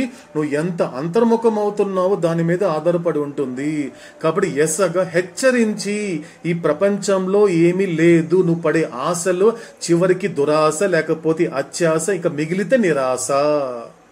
ఇంతకు మించిన ఏముందిరా ఈ ఆశ అనే దాంట్లో? ఎక్కడైనా ఆశలో ఎటువంటి నీకు కావాల్సిన ప్రయోజనం అనేది లేదు అని నన్ను హెచ్చరించి, నన్ను మళ్లించు, నన్ను తిప్పు లోపలికి, అంతర్ముఖమయ్యేలా చెయ్యి. నేనెందుకు చెయ్యాలి అన్నప్పుడు నువ్వే చెయ్యాలి. ఎందుకంటే నన్ను ఏలేది నువ్వే, నన్ను ఏలిన గోవిందుడా, నన్ను ఏలినటువంటి ఓ మెహరుడా, నువ్వే నాకు చెయ్యాలి. ఇది అండి యాచించడం, ఇది యాచించడం. మొట్టమొదటికి చెప్తున్నాడు అన్నమయ్య ఫస్ట్ పాయింట్. ఇలాంటిది అడగాలి ఆయన, అడగాల్సింది ఇలాంటివి అడగాలి. ఇవి విచారణకి, ఇవి నిజమైనటువంటి శాశ్వతత్వానికి, అనంతమైనటువంటి ఆ యొక్క భగవత్ సాక్షాత్కారానికి వెనక్కి తీసుకెళ్లి దారి తీసే విషయాలు ఇవి ఆయన నుండి యాచించాలి, ఇవి ఆయనను అడగాల్సినటువంటి విషయాలు అని చెబుతూ రెండో చరణానికి వస్తున్నాడు. రెండో మార్గంలో ఏం చెప్తున్నాడు? గొంది పంట సేయువాడు కొలుచులు పరకల్లా, చిందకుండ గాదె పోసి చేరి కాచిని. సో గొంది పంట సేయువాడు అంటే పంట అండి. సో మనందరికి తెలిసిన ఏంటి అంటే ఒక పంట. ఎందుకంటే వ్యవసాయం చేసేటువంటి రైతు ఏం చేస్తాడు? ఇది ఒక పంట వేస్తాడు. ఆ పంట చేయగానే ఏం చేస్తాడు? తర్వాత ఆ ధాన్యం అనేది వస్తుంది. ఎప్పుడైతే ధాన్యం వచ్చిన తర్వాత అదే ఒడ్డున, అంటే అక్కడ ఉన్నటువంటి ఆ వ్యవసాయ భూమిలోనే ఒక చోట ఒక గుంపుగా పోసి అలా విడిచిపెట్టాడు కదండి. ఎంతో కష్టపడ్డాడు కదా, కొన్ని రోజులు, కొన్ని వారాలు, నెలల పాటు కష్టపడ్డాడు. కాబట్టి ఆ యొక్క ఫలితంగా వచ్చినటువంటి ధాన్యాన్ని ఏం చేస్తాడు అంటే, సో వేరే యొక్క పశువులు మేయకుండా ఏం చేస్తాడంటే ఒక చుట్టూ ఒక కంచె కట్టేస్తాడు. దాని యొక్క ఎవరు ఏం చేయకుండా రాత్రి పగలు దాన్ని కాపలా కాస్తూ కంచె కట్టేస్తాడు. ఇంకా ఏది కూడా వేస్ట్ అవ్వకుండా. లేకపోతే ఇంకొంతమంది ఏం చేస్తారంటే పైన పూర్తిగా ఒక వర్షం వచ్చినా కూడా, మరి ఎక్కువ ఎండకు వచ్చినా కూడా అది ఎటువంటి చెడిపోకుండా ఏం చేస్తాడంటే దాని మీద టార్పాన్ వేయడం, మొత్తం దాన్ని కాపాడుకుంటాడు. ఆ పంట చేసేటువంటి ఎలా కాపాడుకుంటాడో అలా ఎలాగైతే తన ధాన్యం ఆ ఫలితాన్ని కాపాడుకుంటున్నాడో. కానీ ఇప్పుడు నీ విషయానికి వస్తానయ్యా. ఇప్పుడు అతను ఎలాగైతే ఆ రైతు తన ధాన్యాన్ని ఎలాగైతే కాపాడుకుంటున్నాడో, ఇప్పుడు నీ విషయానికి వచ్చేసరికి కందువ మమ పుట్టించి కన్నవారి వాకిల్లా. కందువ అంటే ఏం తెలుసా అండి? మమ పుట్టించావు. ఎలా పుట్టించావు తెలుసా? కందువ అనే పదం చాలా గొప్ప పదం అండి తెలుగులోనే. కందువ అంటే జాడ అండి. జాడ అంటే ఏంటి అన్నప్పుడు, అంటే ఫర్ ఎగ్జాంపుల్ మనం ఒక చోటు నడుచుకుంటూ పోయామనుకోండి, పోతున్నప్పుడు ఇంతకు ముందు నడిచిన వాళ్ళ యొక్క కారణంగా ఏం జరుగుతుంది అంటే మనకు జాడ క్లియర్ కనిపిస్తుంది, అంటే మార్గం సరిగా కనిపిస్తుంది. మార్గం సరిగా కనిపించలేదనుకోండి ఎటు పోవాలో తెలియదండి. ఎందుకంటే మనకు జాడ కనిపించాలి, ఆ మార్గం కనిపించాలి. ఇక్కడ క్లియర్గా ఉంది కాబట్టి ఓహో ఇలా మనం ఈ రూట్లో వెళ్ళగలిగితే మన గమ్యానికి చేరుకోవచ్చు అనేది ఆ జాడ ఎలాగైతే చూపిస్తుందో అలాంటి జన్మలు ఇచ్చావు మా అందరికి. మానవ జన్మ అనేది మిగతా జీవరాశుల్లా కాదు కదా, ఆ జాడ కలిగిన జన్మలు మావన్నీ. ఎలా పుట్టించావు అంటే ఒక మానవులుగా పుట్టించావు, ఒక మానవ రూపాలని ప్రాప్తింప చేసావు అంటే ఇది జాడ కలిగిన జన్మలయ్యా. అంటే జాడ అంటే ఏంటి? తన యొక్క మూలాన్ని, తన యొక్క ఒక పునాదిని, తన యొక్క ఆధారాన్ని తెలుసుకునేటువంటి గొప్ప జన్మ ఈ మానవ జన్మ. కాబట్టి అలాంటి విధంగా మమ్మల్ని పుట్టించావు. కానీ పుట్టించి ఏం చేస్తావు? నా వాళ్ళు, నా కన్న వాళ్ళు అనుకుంటున్నామే వాళ్ళ వాకిలో పడేసావు. వాకిలో అంటే ఏంటి? వాళ్ళ దగ్గర మమ్మల్ని ఉంచావు కదా. సో వాళ్ళు ఏం చేయాలి ఇప్పుడు? ఆ కావనీయకువే జీవునిలో దేవుడా. సో ఏం చేయాలి ఇక్కడ నువ్వు? వాళ్ళు వచ్చిన తర్వాత ఎలాగైతే సృష్టించావు కదా, సో వాళ్ళ దగ్గరికి వెళ్ళిన తర్వాత ఎందుకు వచ్చాను నేను ఇక్కడికి, ఎందుకు వచ్చాను అన్నప్పుడు, ఒకవేళ నేను ఇక్కడికి వచ్చినప్పటికీ కూడా ఈ కన్నవారు కావచ్చు, ఈ ప్రపంచంలో ఉన్నటువంటి సంబంధాలతో సంఘము ఎక్కడ కలిసిపోకుండా నువ్వు నన్ను కాపాడాలి.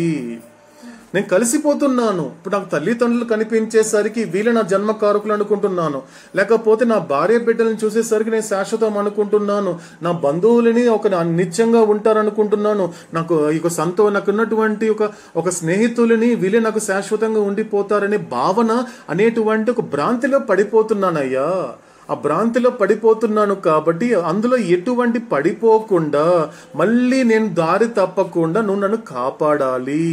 కాబట్టి ఆ దుస్థితి నుండి మమ్మల్ని కాపాడు. ఎందుకంటే చెంది కావనీయకువే జీవునిలో దేవుడా అంటే ఆ దుస్థితి అంటున్నాడు. అది కావనీయు అంటే ఏంటి? మళ్ళీ మళ్ళీ వీళ్ళ కడుపులో పుడుతూ మళ్ళీ నా ఇష్టమైన వాళ్ళ దగ్గరికి మళ్ళీ వస్తూ కష్టమైన వాళ్ళ దగ్గరికి దూరంగా ఉంటూ ఇష్టమైన వాళ్ళ దగ్గరగా ఉండు అనేటువంటి ఈ ద్వంద్వంలో మళ్ళీ తగులుకోకుండా ఈ దుస్థితి నాకు మళ్ళీ రాకుండా నన్ను కాపాడవయ్యా ఓ భగవంతుడా, ఎందుకంటే నేను నీ సొమ్మును కాబట్టి నువ్వే కాపాడాలని చెబుతూ గొప్పగా ప్రయోగించాడండి. జీవునిలో దేవుడా. సాధారణంగా జీవుడు ఎదురుగా ఉన్నవాడు దేవుడు అంటారండి. ఇప్పుడు నా కళ్ళ ముందు మెహర్ బాబా కనబడుతున్నప్పుడు నేను ఆయన దేవుడు అంటాను తప్ప భగవంతుడు అంటాను తప్పించి నాలో ఉన్న మెహర్ బాబా నేను చూసుకోగలగాలి కదండి చిట్ట చివరికి ఒక స్థితిలో. కాబట్టి జీవుడి ముందు ఉన్నటువంటి దేవుడు కాదు, జీవునిలో దేవుడా. నువ్వు ఎలాంటి దేవుడు తెలుసా? నాలో ఉన్న దేవుడివి నువ్వు. కాబట్టి మెహర్ బాబాని ఎంతవరకు నేను బయట చూడడం కాకుండా ఒక ప్రదేశంలో చూడకుండా నాలో ఉన్న ఓ మెహరుడా అని నేను అవగాహన తెచ్చుకోగలిగితేనే అప్పుడు మాత్రమే ఇటువంటి దుస్థితి నుండి నేను తొలగించుకునే అవకాశం ఉంటుంది.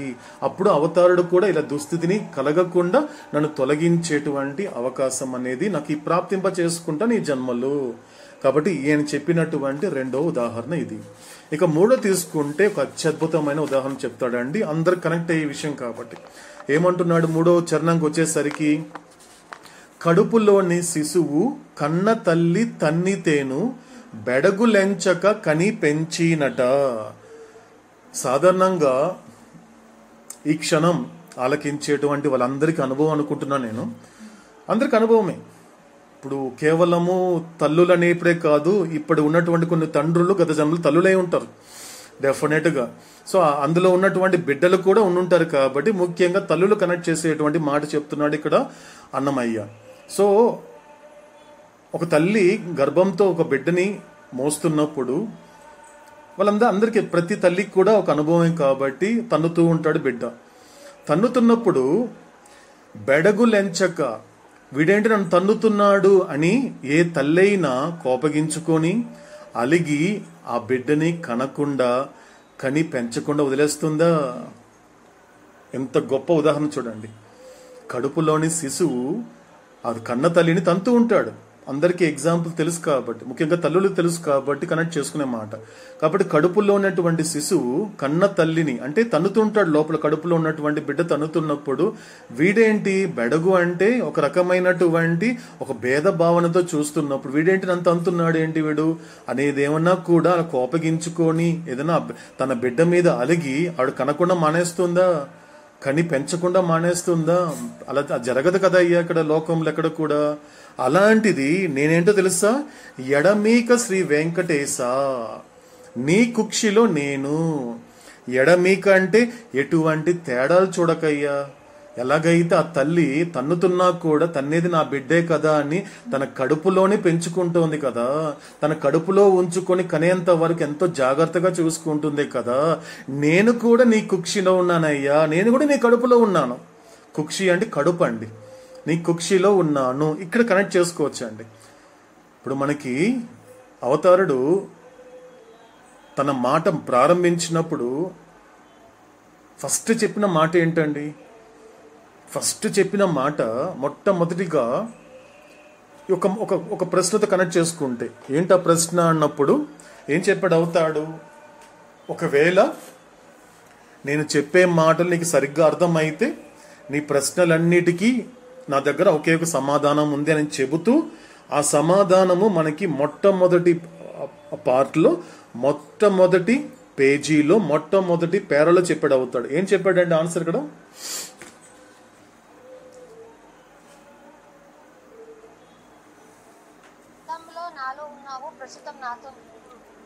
మీరంతా ఆత్మలో చెప్పాడు. మొట్టమొదటి మాట ఏంటి? Your all souls.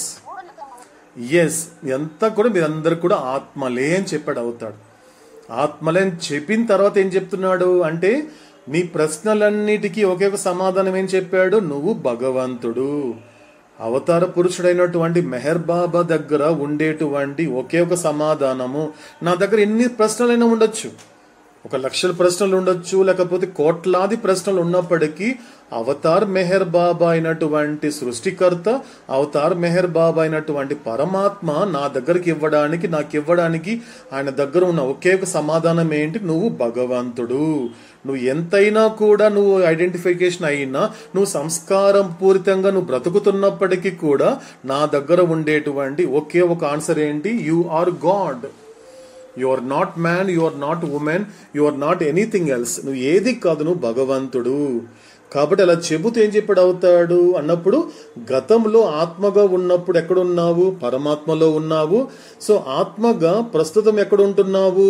పరమాత్మలోనే ఉంటున్నావు. ఆత్మగా భవిష్యత్తులో ఎక్కడ ఉంటావు? పరమాత్మలోనే ఉంటావు. ఇక్కడ కనెక్ట్ చేశాడండి ఈ మాటని. అవతాడు చెప్పిన మొట్టమొదటి మాటని ఇక్కడ అన్నమయ్య కనెక్ట్ చేస్తున్నాడు. ఏమని? ఎడమీక శ్రీ వెంకటేశ.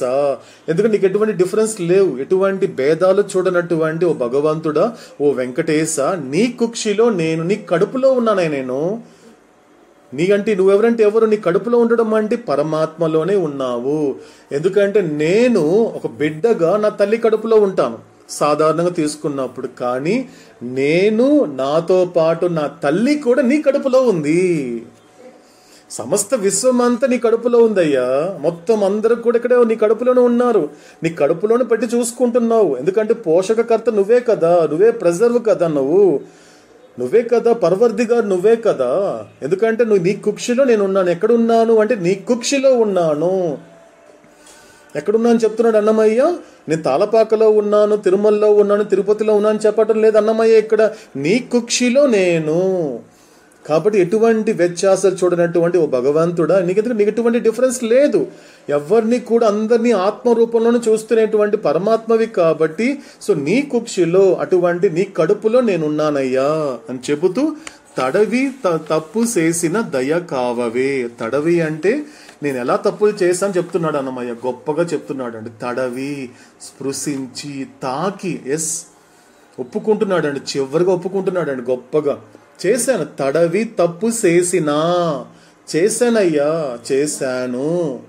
నేను చేయటం లేదని చెప్పను, లేకపోతే నేను ఎవరిని వాళ్ళ వల్ల తప్పు చేశాను, వీళ్ళ వల్ల తప్పు చేశాను అని పొరపాటు కూడా చెప్పను. నేనే చేశాను, తెలిసే చేశానయ్యా. తడవి తప్పు చేసిన, ఎలా? తాకుతూ. ఎందుకంటే స్పృశించి అంటే దాన్ని అనుభవించాలి, దీని ద్వారా ఏదో సుఖం పొందాలి అనేటువంటిది కూడా తెలుసయ్యా. ఇది చేయకూడదు, ఇది తప్పు అని తెలిసినా కూడా చేశాను కాబట్టి నేను పశ్చాత్తాపడుతున్నాను. కాబట్టి నిజంగా నేను చేసిన తప్పుకి నీ ద్వారా నాకు క్షమాపణకి అర్హుడినైతే నాలో ఆటోమేటిక్గా నాకు ఆ యొక్క పశ్చాత్తాపం అనేది వస్తుంది. సాధారణంగా ఎలా ఉంటుంది? ఒక మనిషి, ఒక జీవుడు పశ్చాత్తాపడితే దేవుడు క్షమిస్తాడు అనే కాన్సెప్ట్ అనేది ఉంది మామూలుగా. కానీ ఇది కరెక్ట్ కాదని చెప్పేసింది మనకి రాబియా బస్రియా. గతంలో కూడా చూసాం. ఏం చెప్పింది ఆవిడ? ఓహో, నువ్వు పశ్చాత్తాపడితే భగవంతుడు క్షమించేస్తున్నాడా? అది ఎప్పటికీ జరగదే. అలా జరిగితే నువ్వు ఏ తప్పు చేసి పశ్చాత్తాపడుతున్నావు మళ్ళీ జీవితంలో చేయకూడదే. కానీ నువ్వు ఆ తప్పు మళ్ళీ మళ్ళీ మళ్ళీ రోజు చేస్తున్నావే, అది పశ్చాత్తాపం కింద ఎలా అవుతుంది? అది కాదు పశ్చాత్తాపం, అలా కాదు. ఎందుకంటే నువ్వు పశ్చాత్తాపడితే దేవుడు క్షమించడం అనేది జరగదు. కానీ ఏం జరుగుతుందో తెలుసా అని ఆవిడేం చెప్పారు రాబియా బస్రి? భగవంతుడు క్షమిస్తే తప్ప నువ్వు పశ్చాత్తాపడలేవు. భగవంతుడు ఎప్పుడు క్షమిస్తాడు అంటే, ఓహో వీడు చేసిన తప్పుల్ని ఇక మీద చెయ్యడు అనే విశ్వాసము నీ పట్ల భగవంతుడికి కలగాలి. అదే మాట చెప్తున్నాడు ఇక్కడ. ఒకవేళ తడవి తప్పు చేసినా, నేను స్పృశించి తాకి నేను తప్పు చేశానయ్యా. కొన్ని దేని తాకాను? అబద్ధాన్ని తాకాను, ఒక ద్వంద్వాన్ని తాకాను, ఎటువంటి ఆధ్యాత్మికంగా ఎటువంటి విలువ లేనటువంటిది అర్ధరహితమైన వాటిని తాకుతూ స్పృశిస్తూ అనేక తప్పులు చేశానయ్యా. ఒప్పుకుంటున్నాను ఓ భగవంతుడా, ఒప్పుకుంటున్నాను హరి, ఒప్పుకుంటున్నాను గోవిందుడా, ఒప్పుకుంటున్నాను జీవునిలో దేవుడా, ఒప్పుకుంటున్నాను అంటున్నాడు అన్నమయ్య. కాబట్టి తప్పు చేసిన దయ కావవే, కాబట్టి దయతో నన్ను కాస్త పాలించవయ్యా, ఇంకా చెయ్యనయ్యా నేను. కాబట్టి ఖచ్చితంగా, కాబట్టి ఒకవేళ నేను ఇంత తప్పు చేసినా కూడా నాలో నీకు మార్పు కలిగితే, నాలో మార్పు నీకు నచ్చే విధంగా నాలో మార్పు కలిగితే, ఒకవేళ నీ ద్వారా నేను నీ యొక్క క్షమాపణకి అర్హుణ్ణైతే ఖచ్చితంగా ఆ క్షణంలో నాకు తెలియకుండానే నాలో పశ్చాత్తాపం అనేది వచ్చేస్తుంది. కాబట్టి పశ్చాత్తాపం అనేది సహజంగా వచ్చేది తప్ప అదేదో ప్రయత్నిస్తేనో లేకపోతే ప్రాక్టీస్ చేస్తే వచ్చేది కాదని అవుతాడు అనేక సందర్భాల్లో చెప్పాడు. అలా అందుకు చెప్పాడు అలా, అంతే తప్ప రెపెటెన్సెస్ అని చెప్పలేదండి అవుతాడు. పశ్చాత్తాపాలు లేవు, ఉండేది పశ్చాత్తాపమే. నీ జన్మలో నీ జీవితంలో ఒక్కసారి పశ్చాత్తాపడతావు. అది ఎప్పుడు జరుగుతుంది? ఆ భగవంతుడు క్షమించినప్పుడు మాత్రమే. కాబట్టి నేను పశ్చాత్తాపడ్డాను కాబట్టి భగవంతుడు క్షమిస్తాడంటే అది పొరపాటు, అది అవగాహన రాహిత్యమే. కాబట్టి భగవంతుడు క్షమిస్తే తప్ప నీకు తెలియకుండానే నీకు ఒక పశ్చాత్తాపం అనేది ఏర్పడిన తర్వాత మళ్ళీ అటువంటి తప్పుల జోలికి నువ్వు వెళ్ళవు. ఎందుకు వెళ్ళవు అంటే నీకు కావలసినటువంటి శాశ్వతమైనది, నీకు కావలసినటువంటి అనంతమైనది, నీకు కావలసినటువంటి సత్యమైనది నీకు ఇక్కడ దొరుకుతుంది తప్ప ఆ తప్పు చేస్తే దొరికేది నీకు ఒక బంధనాలు తప్ప, సంస్కారాలు తప్ప మిగతా అందులో ఏమీ లేదు. అందులో ఏ రకమైనటువంటి ప్రయోజనం లేదనేటువంటి ఒక నిర్భయంతో కూడిన నిర్ణయానికి రమ్మంటున్నాడు అన్నమయ్య.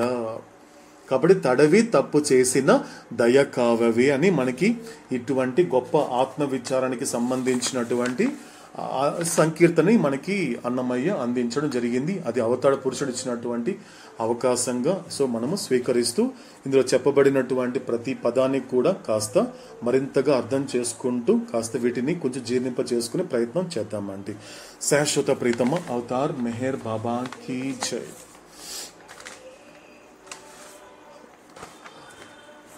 అవతార పురుషుడైనటువంటి మెహర్ బాబా భగవంతుడిగా మాట్లాడుతూ అందిస్తున్నటువంటి గాడ్ స్పీక్స్ అనేది అవతార పురుషుడి యొక్క అనుగ్రహంతో కొంతకాలంగా మనం కొనసాగించే అవకాశము మనందరికీ అవుతాడు కల్పించాడండి. సో అందులో భాగంగానే ఇంతవరకు 3 మజిలీలుగా చెప్పుకున్నాం. మనకి అవుతాడు కొద్దిగా సరిగ్గా అర్థం చేసుకుంటే ఆ గాడ్ స్పీక్స్ అనేటువంటి దాన్ని 3 మజిలీలుగా గనక మనం కాస్త విభజించుకుంటే, డివైడ్ చేసుకుంటే 3 రకాలుగా ఉంటుంది అని చెప్పే భాష కానీ, మాట్లాడేటువంటి ఆ ప్రక్రియ కానీ, అందు తీవ్రత, ఆ మాట యొక్క తీవ్రత. ఎందుకంటే మొదటి మజిలీ అంటే మొదటి భాగం నుండి 5వ భాగం వరకు, రెండో మజిలీ అంటే 6వ భాగం నుండి 10వ భాగం వరకు, 3వ మజిలీ తీసుకుంటే కంప్లీట్గా సప్లిమెంట్. ఒక్కొక్క సబ్జెక్ట్ తీసుకుని అవుతాడు చెబుతూ వెళ్తాడు సప్లిమెంట్లో. కాబట్టి ఇంతవరకు మొదటి మజిలీలో అవతారుడి యొక్క మాట తీవ్రత అనేది కొద్దిగా, ఎందుకంటే మనకు అర్థం కావాలి కాబట్టి కొద్ది నిదానంగా చెప్పాడు అవుతాడు. కొంచెం ఎంతో ఓపికతో చెప్పడం జరిగింది. ఇక్కడి నుంచి కొంచెం తీవ్రతరం చేస్తాడు అవుతాడు. ఎందుకంటే కొద్దిగా మనం శ్రద్ధ పెడితే ఆ మాట పట్ల ఉన్న తీవ్రత వీడికి ఇంకా చెప్పాలి, వీడికి కొన్ని ఇప్పుడు ఈ స్టేజ్ దాకా వచ్చాడంటే అసలైనటువంటి వీడికి కథ చెప్పాలి. సో వీడి యొక్క కథలకి వీడి కథానాయకుని చెయ్యాలి అంటే ఎటువంటి మాటలో ఆ తీవ్రతని పెంచుకుంటూ వెళ్తాడు అవుతాడు అని చెప్పే మాట. ఎందుకంటే కొంచెం డెప్త్ ఇంకా వెళ్లే కొద్దీ మనకి ఇంకొంచెం లోతుల్లోకి తీసుకెళ్తాడు అవుతాడు. సో అందులో భాగంగానే మనకి మొదటి నుంచి చూసుకున్నప్పుడు ఒక స్టేట్స్ ఆఫ్ కాన్షియస్నెస్ తీసుకున్నప్పుడు అంటే చైతన్య స్థితిలో పూర్తిగా ఏం చేశాడు అవుతాడు, పూర్తిగా దాని గురించినటువంటి 454, ఎందుకంటే మనం వేరే వెతుకోవాల్సిన అవసరం లేదు, గుప్పిట్లు అందించాడు. ఒక 454 గనక సరిగ్గా అర్థమైతే మనకు కంప్లీట్గా ఆ 276 పేజెస్లో అవతాడు ఏం చెప్పదలుచుకున్నాడు, నా కథని నాకు ఎలా అందించాలనుకుంటున్నాడు, నా కథని నన్ను ఎలా చూసుకోమంటున్నాడు, ఒక క్లారిటీ వస్తుంది 454 గనక జర్నీ చేయగలిగితే.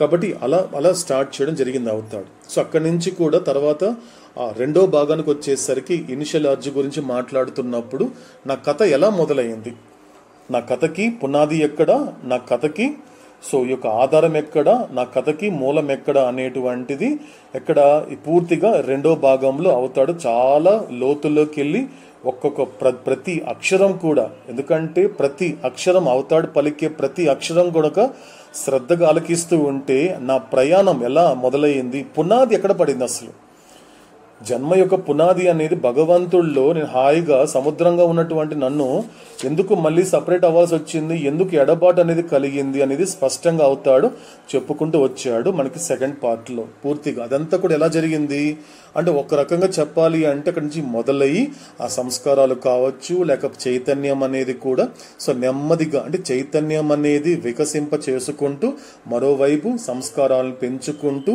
ఆ యొక్క ప్రయాణం అనేది మొదలవడం జరిగింది. అంటే కథ మొదలైపోయింది. ఏది ఇంకా అసలైన కథ ఎక్కడ మొదలైంది, నేనెవరనే ప్రశ్నతో మొదలైంది. అది అసలైన కథ. అసలైన కథకి సిసలైనటువంటి ఎప్పుడు ఒక పరిష్కారం జరుగుతుంది అంటే ఎప్పుడైతే నేను భగవంతుడు అనేది అంతవరకు కూడా ఈ కథ ఎక్కడ కూడా ముగిసిపోదు. కాబట్టి నేనెవరు అనే ప్రశ్నతో మొదలైనటువంటి నా కథకి ఆ కథకి ఎప్పుడు ముగింపు పలుకుతుంది, ఆ కథకి సంబంధించినటువంటి ఆ యథార్థమైన ప్రశ్న ఏదైతే ఉందో ఆ నేనెవరు అనే ప్రశ్నకి నేను భగవంతుడు, నేను హరిప్రసాదు, నేను అది ఇది అని కాకుండా నేను భగవంతుడు అనేటువంటి యథార్థమైన ఆ యొక్క సమాధానాన్ని సంప్రాప్తింప చేసుకుని అనుభవిస్తే తప్ప ఈ కథకి ముగింపు లేదు. ఈ కథ కొనసాగుతూనే ఉంటుంది. ఎందుకంటే జరిగిపోయినటువంటి నిన్నటి నా కథ వల్ల ఎటువంటి ప్రమాదం లేదండి. సాధారణంగా మాట్లాడుకుంటే అవతాడు చెప్పినటువంటి మాటలకు అసలు శ్రద్ధగా ఆలకిస్తే ఆయన ఎక్కడ అప్రమత్తం చేస్తున్నాడు, ఎరా నీకు జరిగిపోయినటువంటి నిన్నటి నీ కథలో ఏం పెద్ద ప్రాబ్లం లేదు, కానీ ఇక్కడ జరుగుతున్న ఇప్పటి నీ కథ ఏదైతే ఉందో ఈ విషయంలో గనుక నువ్వు కాస్త ఎరుక లేకపోతే జరిగిందే మళ్ళీ మళ్ళీ జరుగుతూ ఉంటుంది. పునర్జన్మ పట్ల ఈ జన్మ పట్ల నీకు అవగాహన లేక ఎరుక లేకపోతే ఏం జరుగుతుంది అంటే జరిగిందే మళ్ళీ మళ్ళీ జరుగుతుంది. ఏమవుతుందండి జ్ఞానం గురించి తెలుసుకోకపోతే? ఏమవుతుందండి గాడ్ స్పీక్స్ లో అవతాడు చెప్పే మాట ఆలకించకపోతే, అర్థం చేసుకోకపోతే ఏమవుతుంది? ఏం నష్టం ఏంటి అన్నప్పుడు నష్టం ఖచ్చితంగా జీవుడికి లేదు. ఎలాగైతే అజ్ఞానంతో పుడుతున్నాడు, అజ్ఞానంతో బతుకుతున్నాడు, అజ్ఞానంతో చస్తున్నప్పటికీ కూడా నిజానికి ఆ జీవుడికి ఎటువంటి నష్టమే లేదు. ఏదైనా నష్టం ఉంటే ఆ శరీరం విడిచిపెట్టే సమయంలో ఏదో అసంతృప్తితో ఆ శరీరం విడిచిపెట్టడం అనేది ఆ ఒక్క క్షణం మాత్రమే అతను నష్టం ఉంటుందే తప్ప ఆ ప్రపంచం గురించి నిరంతరము ఊహించుకుంటూ శరీరం విడిచిపెట్టినప్పుడు మళ్ళీ ఆ కళ్ళు మూసినప్పటి నుండి మళ్ళీ ఇంకొక తల్లి కడుపులో నుండి బయటకు వచ్చినప్పుడు కళ్ళు తెరిచేంత వరకు ఈ ప్రక్రియ అంతా కొనసాగేలా చేస్తున్నాడే. జీవుడికి నష్టము, ఎవరికి? దేవుడికి నష్టము. జీవుడికి నష్టం లేదు. జ్ఞానం లేదండి, నాకు ఇవంతా వద్దండి, నాకు ఇదంతా అవసరం లేదండి అనుకుంటే తప్పేం లేదు. Okay, no problem. అవుతాడు అదే చెప్తున్నాడు, ఏం ప్రాబ్లం లేదు, నాకే నష్టం లేదు. 100% జీవుడికి నష్టం లేదు. జీవుడికి అసలు నష్టమే లేదు. నష్టం అంటే ఏదని చెప్పుకున్నాం మనకి, ఆ జీవుడు అలా అజ్ఞానంతో పుడుతున్నాడు, అజ్ఞానంతో బతుకుతున్నాడు, అజ్ఞానంతో శరీరం విడిచిపెట్టే సమయానికి కళ్ళు మూస్తాడు కదా. శరీరం విడిచిపెట్టేటప్పుడు ఆ కళ్ళు మూసినప్పటి నుండి ఎలా మూస్తున్నాడు? మళ్ళీ ఈ ప్రపంచం కావాలి, మళ్ళీ వీళ్ళతో ఉండాలి, లేక నేను వాళ్ళతో ఉండాలి, లేకపోతే నేను వీళ్ళకి అది చేసి పెట్టాలి, లేక వాళ్ళ నుండి ఇది పొందాలి, లేకపోతే ఇది సాధించాలి, అది సాధించాలి, ప్రపంచం ఇలా అవ్వాలి, అలా అవ్వాలి అని ఊహించుకుంటేనే శరీరం విడిచిపెడతాడు కదా. అది అతనికి ఆ క్షణం మాత్రమే నష్టం, ఒక క్షణకాలమే నష్టం. కానీ ఆ జీవుడు కళ్ళు మూసినప్పటి నుండి మళ్ళీ ఇంకొక తల్లి కడుపున పడి ప్రపంచంలోకి వచ్చి కళ్ళు తెరిచేంత వరకు ఆ నష్టం ఎవరికి? ఇదంతా పనిచేసింది ఎవరు? వీడిక్కడి నుంచి అక్కడి దాకా వచ్చాడు అంటే ఎవరో పని చేస్తే కదా వాడు అక్కడి దాకా పోతాడు. నువ్వు ఎక్కడో బెడ్ మీద శరీరం విడిచిపెట్టినటువంటి వాడివి, మళ్ళీ కళ్ళు తెరిచేసరికి ఒక తల్లి పక్కన ఉంది, అది హాస్పిటల్లో ఉన్నావు, ఎవరో వచ్చి చీచి అంటున్నాడు, ఎవరో బుజ్జి కన్నా అంటున్నాడు, ఎవరో నా కొడుకు అంటున్నారు, ఎవరో నీ కూతురు అంటున్నారు. ఏం నీకు అర్థం కాలేదు? ఎవరు తీసుకొచ్చారు? ఎవరు ఆ బెడ్ మీద, ఎవరు ఆ తల్లి కడుపులో వేశారు? ఇక్కడ నువ్వు డెత్ బెడ్ మీద నువ్వు చనిపోయినప్పుడు శరీరం విడిచిపెట్టేసరికి మళ్ళీ ఇంకో జన్మ వచ్చింది, తల్లి కడుపులో పడ్డావంటే ఇదంతా ఎవరు చేశారు? దేవుడే చేశాడు, భగవంతుడే చేశాడు. కాబట్టి నువ్వు జ్ఞానం పొందనంత వరకు నీకు జీవుడికి నష్టం లేదు, కానీ దేవుడికే నష్టము. అందుకే స్పష్టంగా చెప్పాడు అవుతాడు, బల్లగుద్ది చెప్పాడు, గట్టిగా చెప్పాడు. ఏం చెప్పాడు? నీ అజ్ఞానమే నా బాధ. Your ignorance is my suffering. Meher Babu ఎక్కడ సఫర్ అవుతున్నాడు? నువ్వు ఆయన్ని ఏమి తిట్టాల్సిన అవసరం లేదు, నువ్వు ఆయన అవమానించాల్సిన అవసరం లేదు, ఆయన దిగజార్చాల్సిన అవసరం లేదు. ఆయన స్థితిని ఎవరు దిగజార్చలేరు. ఆయన స్థితిలో ఆయన ఎప్పుడు అలాగే ఉంటాడు. కానీ నువ్వు ఇదంతా ఏం చేయాల్సిన అవసరం లేదు. కానీ నేను బాధపడాలి అంటే నువ్వు ఎంతకాలం అయితే అజ్ఞానంతో ఉంటావు అంతకాలం వరకు నాకు బాధ అనేది ఉంటుందిరా. బాధ ఉన్నంత వరకు నీ వల్ల నాకు హ్యాపీనెస్ ఉండదు, సంతోషం అనేది ఉండదు, సంతృప్తి అంతకంటే ఉండదు. కాబట్టి అదంతా మీకు తెలియాలనే ఉద్దేశంతో మీరు నమ్మరు కదా. భ్రాంతి అనేది ఎంత గొప్పది అంటే భగవంతుడు కూడా బాధపడతాడా అంటే అవతార పురుషుడు బాధపడతాడా? లేదండి. ఆయన అనంతమైనటువంటి అస్తిత్వము, అనంతమైన జ్ఞాన స్వరూపుడు, అనంతమైన ఆనంద స్వరూపుడు, భగవంతుడు కూడా బాధపడతాడా అనేది మీకు ఎక్కడైనా క్వశ్చన్ వస్తుంది. కాబట్టి పడి చూపిస్తానని 2 సార్లు తన రక్తాన్ని చిందించాడు అవుతాడు ఈ భూమి మీద. అవుతాడు పిలిచాడండి. నిజంగా నాకు ఎక్స్రే తీసి బావకల్చర్ని పిలిచి ఈ ఎక్స్రేలంతా కూడా నువ్వు స్టోర్ చేసి పెట్టు. ఇది ఏదో ఒక రోజు ఒక పని పడుతుంది. ప్రపంచానికి నాకు రాబోయేటువంటి మాట వినని బిడ్డలు వస్తారు కాబట్టి వాళ్ళకి నా బాధ తెలియాలి అంటే వాళ్ళకి ప్రూఫ్ కావాలి. నిజంగా బాబా పడ్డాడా, బాబా నిజంగా సఫర్ అవుతాడా? అదేంటండి నేను అమ్మనండి అంటే చూపించు, ప్రూఫ్ చూపించు. అందుకే లార్డ్ మెహర్లో ప్రూఫ్ ఉంటుందండి. మెహర్ బాబాకి నిజంగా కాలు ఫ్రాక్చర్ అయ్యింది, బాబాకి నిజంగా చాలా హెమరాయిడ్స్ ఉంది, బాబాకి నిజంగా తలనొప్పి ఉండేది, బాబాకి నిజంగా బీపీ ఉంది, బాబాకి నిజంగా చాలా వరకు కొలెస్ట్రాల్ ఉన్నాయి. ఒక మనిషి పడేటువంటి అనేక బాధలన్నీ కూడా ఆయన అనుభవిస్తున్నాడు. అదంతా కేవలం ఆయన సంస్కారాల వల్ల కాదు, తన బిడ్డ యొక్క అజ్ఞానం వల్ల. సాధారణంగా జీవుడు ఎందుకు బాధపడతాడు, ఎలా బాధపడతాడు అంటే తనకున్న అజ్ఞానం చేత సంస్కారాల ప్రకారమే కదా బాధపడతాడు ఒక జీవుడు. కానీ దేవుడు ఎందుకు బాధపడుతున్నాడు? జీవుడి యొక్క అజ్ఞానం వల్ల బాధపడుతున్నాడు. కాబట్టి నా వల్ల మెహర్ బాబా సంతోషంగా ఉండాలంటే ఏం చేయాలి అంటే వీలైనంత వరకు ఈ యొక్క అజ్ఞానం అనేది తొలగించుకొని నేను జ్ఞానం కనుక సంపాదించుకుంటే చాలు. కాబట్టి ఆ జ్ఞానం కూడా మెహర్ బాబా చెప్పేశాడండి. ఏం చెప్పేశాడు? గొప్ప జ్ఞానం అంటూ ఏదైనా ఉంది లోకంలో అంటే మళ్ళీ పరిగెత్తకు, దాని గురించి మళ్ళీ అన్వేషించకు, వెతుక్కోకు. ఒక్క మాట చెప్పాడు, గతంలో కూడా మనకు అవుతాడు. ఏంటి ఆ గొప్ప జ్ఞానం అండి?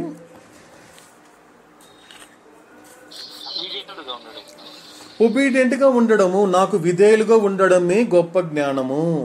మీరంతా కూడా నన్ను ప్రేమించడం కాదు.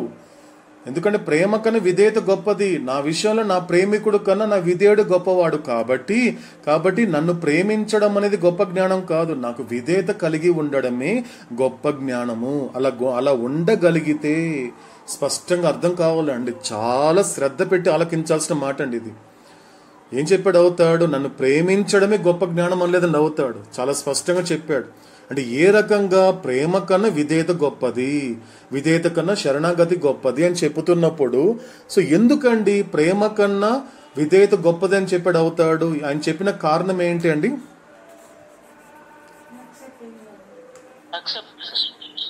యాక్సెప్టెన్స్, స్వీకరించడము.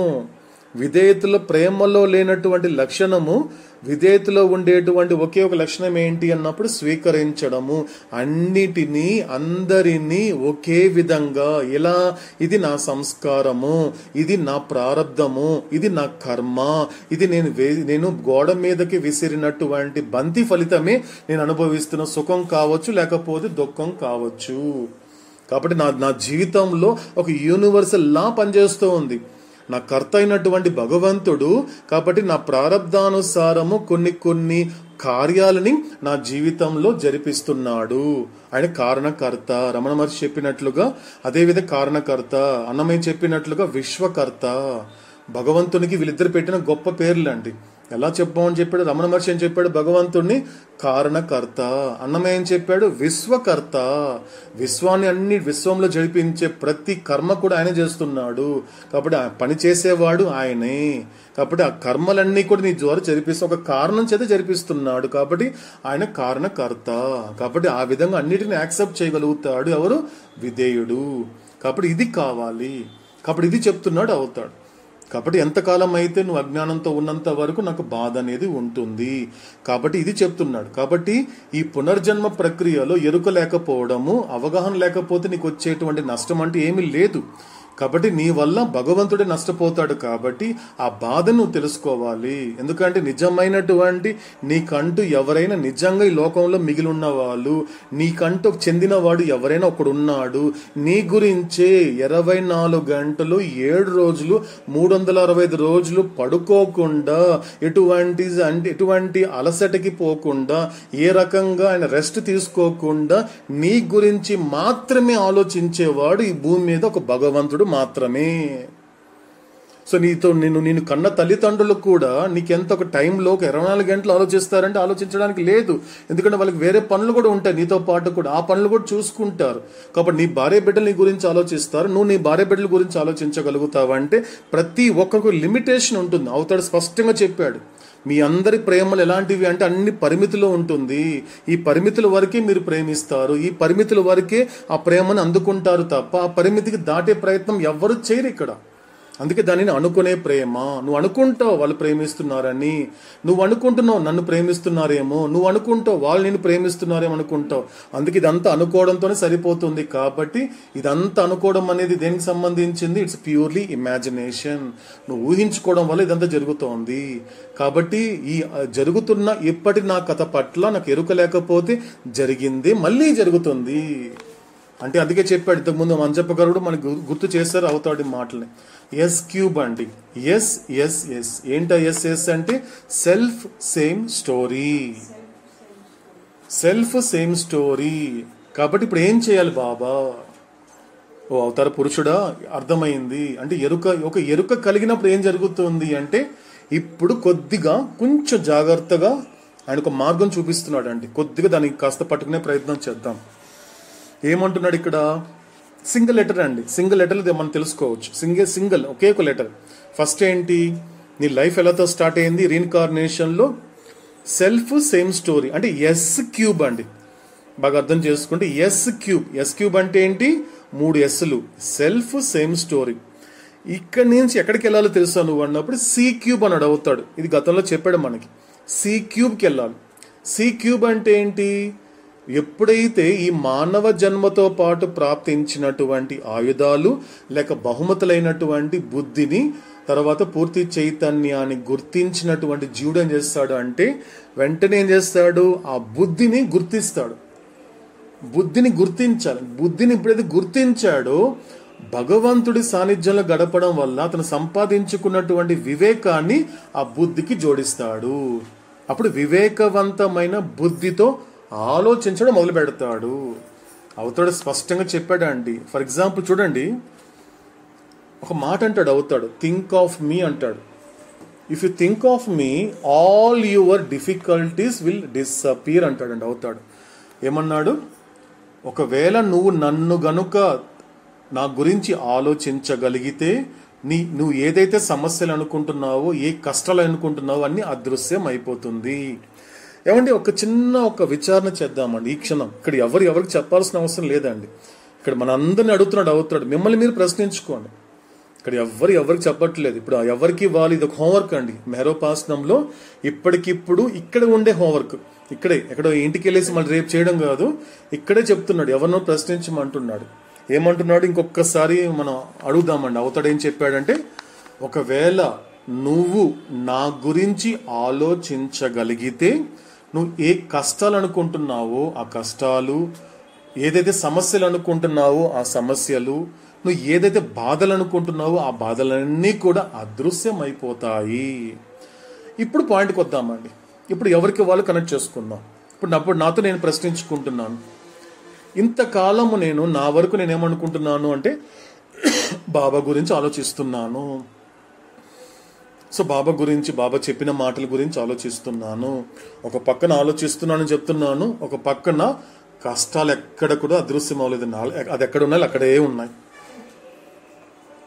ఏ బాధలు అనుకుంటున్నానో, ఏదైతే ఇబ్బందులు అనుకుంటున్నానో అది అదృశ్యం అవడం కాదు, ఇంకొన్ని ప్రత్యక్షం అవుతున్నాయి. నేనేమంటున్నాను? ఒక పక్కన బాబా నీ గురించి ఆలోచిస్తున్నాను బాబా అంటున్నాను. అంతే అంటున్నాడు. ఏరా నువ్వు నా గురించి ఆలోచిస్తున్నావు కదా? బాబా ఆలోచిస్తున్నాను బాబా. అయితే నీకు అన్ని దూరం అయిపోయిందంటే లేదు బాబా, కొత్తవి ప్రత్యక్షం అయ్యాయి బాబా. కొత్తవి వచ్చేసాయి. నిన్నటి దాకా ఒక 10 సమస్యలు ఉండేవి, ఈరోజు ఏంటి నీ గురించి ఆలోచించిన తర్వాత ఇంకొక 25 యాడ్ అయింది బాబా, ప్రత్యక్షం అవుతున్నాయి, ఎక్కడ అదృశ్యం అవటం లేదు బాబా అంటే, ఓహో అంటే నేను చెప్పినటువంటి మాట, నేను చెప్పిన పని నువ్వు చేయలేదు కాబట్టి. ఏం చెప్పాను నేను నీకు? ఒకవేళ నువ్వు నా గురించి ఆలోచించగలిగితే అని చెప్పాను కదా, ఆ కండిషన్ పెట్టాను, ఇఫ్ యూ థింక్ ఆఫ్ మీ అన్నా. ఒకవేళ నువ్వు నా గురించి ఆలోచించగలిగితే అవన్నీ అదృశ్యం అవుతాయి. అదృశ్యం అవలేదు, మరిన్ని ప్రత్యక్షం అవుతున్నాయి అంటే నువ్వు నా గురించి ఆలోచించలేదు. నా గురించే కాదు, అసలు ఆలోచనే నువ్వు ఆలోచించలేదు. అది ఇంతకాలం చేసింది ఏంటి బాబా, ఇంతకాలం నేనేం చేశాను బాబా అన్నప్పుడు నువ్వు ఎవరి గురించి ఆలోచిస్తున్నావురా? మామూలుగా నా గురించి కాకుండా అన్నప్పుడు ప్రపంచం గురించి బాబా, తర్వాత శరీరాల గురించి బాబా, రెండే కదా ఉండేది మోస్ట్ సోల్స్ కి. ఒకటేం చెప్పాడు? So consciousness of the world, experience of the body, అంతే కదండి, రెండే కదండి ఉండేది.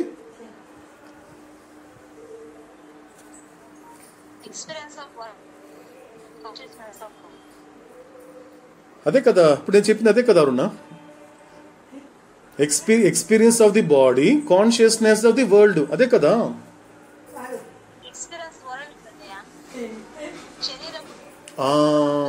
అంటే శరీరం యొక్క ఎరుకలు, ప్రపంచం యొక్క అనుభవాలు రెండున్నాయి.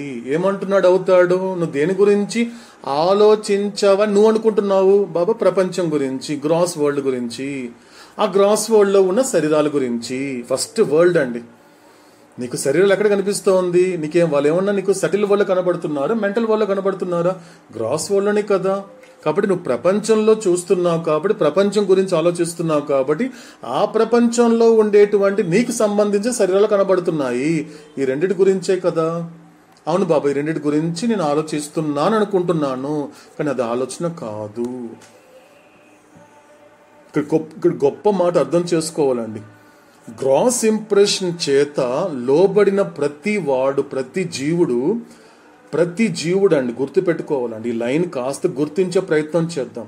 స్థూల సంస్కారాలు ఏం చేస్తుంది అంటే, పూర్తిగా అది ఆధీనంలో చేసుకున్న జీవుని ఏం చేస్తుంది అంటే, ఇదంతా నువ్వు ఆలోచిస్తున్నావు అని చెబుతోంది అంటే, అది ఆలోచన అనే పొర పెట్టి వెనకేం చేస్తోంది, నేను ఊహింప చేస్తోంది. ఇది కాస్త గమనించండి. ఆ మాట చెప్పడానికి, మీకు క్లారిఫికేషన్ ఇవ్వడానికి ఏం చేశాను? నీకు ప్రపంచానికి సంబంధించినటువంటి 4 లక్షణాలు చెప్పాను, శరీరానికి సంబంధించినట్టు 4 లక్షణాలు చెప్పాను. అవునా కదండి? సో శరీరానికి సంబంధించిన 4 లక్షణాలు ఏంటి, ప్రపంచానికి సంబంధించిన 4 లక్షణాలు ఏంటండి?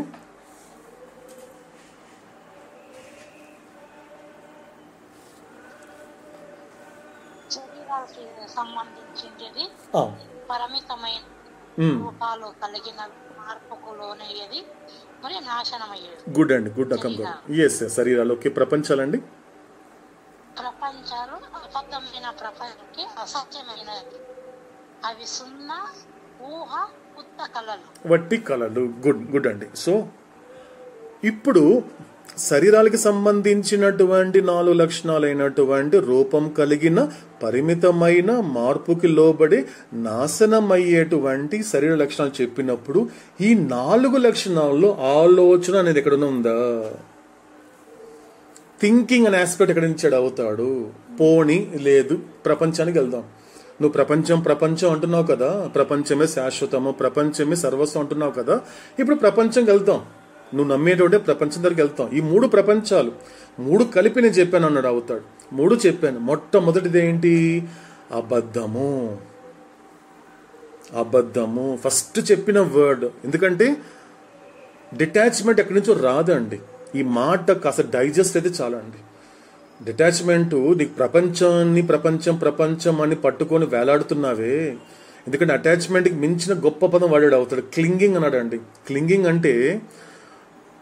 అంటే అర్థం కావడానికి మండలి సభ్యులకి ఏం చూపించాడు తెలుసండి? అవుతాడు చూపించాడు. ఈ పదం చెప్తున్నప్పుడు వీళ్ళకి అర్థం కాలేదేమో ఉద్దేశంతో ఒక చిల్డ్రన్స్ పార్క్ వెళ్ళాడండి బాబా. చూపించాడు. వెళ్తున్నప్పుడు ఒక పిల్లవాడు ఒక కమ్మి పట్టుకుని వేలాడుతున్నాడు. వెళ్తున్నప్పుడు వీళ్ళకి అందరికి అర్థం కాకపోయేసరికి, ఎందుకంటే మీరంతా అలా ఉన్నారు అన్నాడు అవుతాడు. మీరంతా ఆ పిల్లవాడు కమ్మి పట్టుకుని ఎలా వేలాడుతున్నాడు, మీరంతా అలా ఉన్నారు, ప్రపంచం పట్టుకుని అలా వేలాడుతున్నారు అని అడుగుతాడు.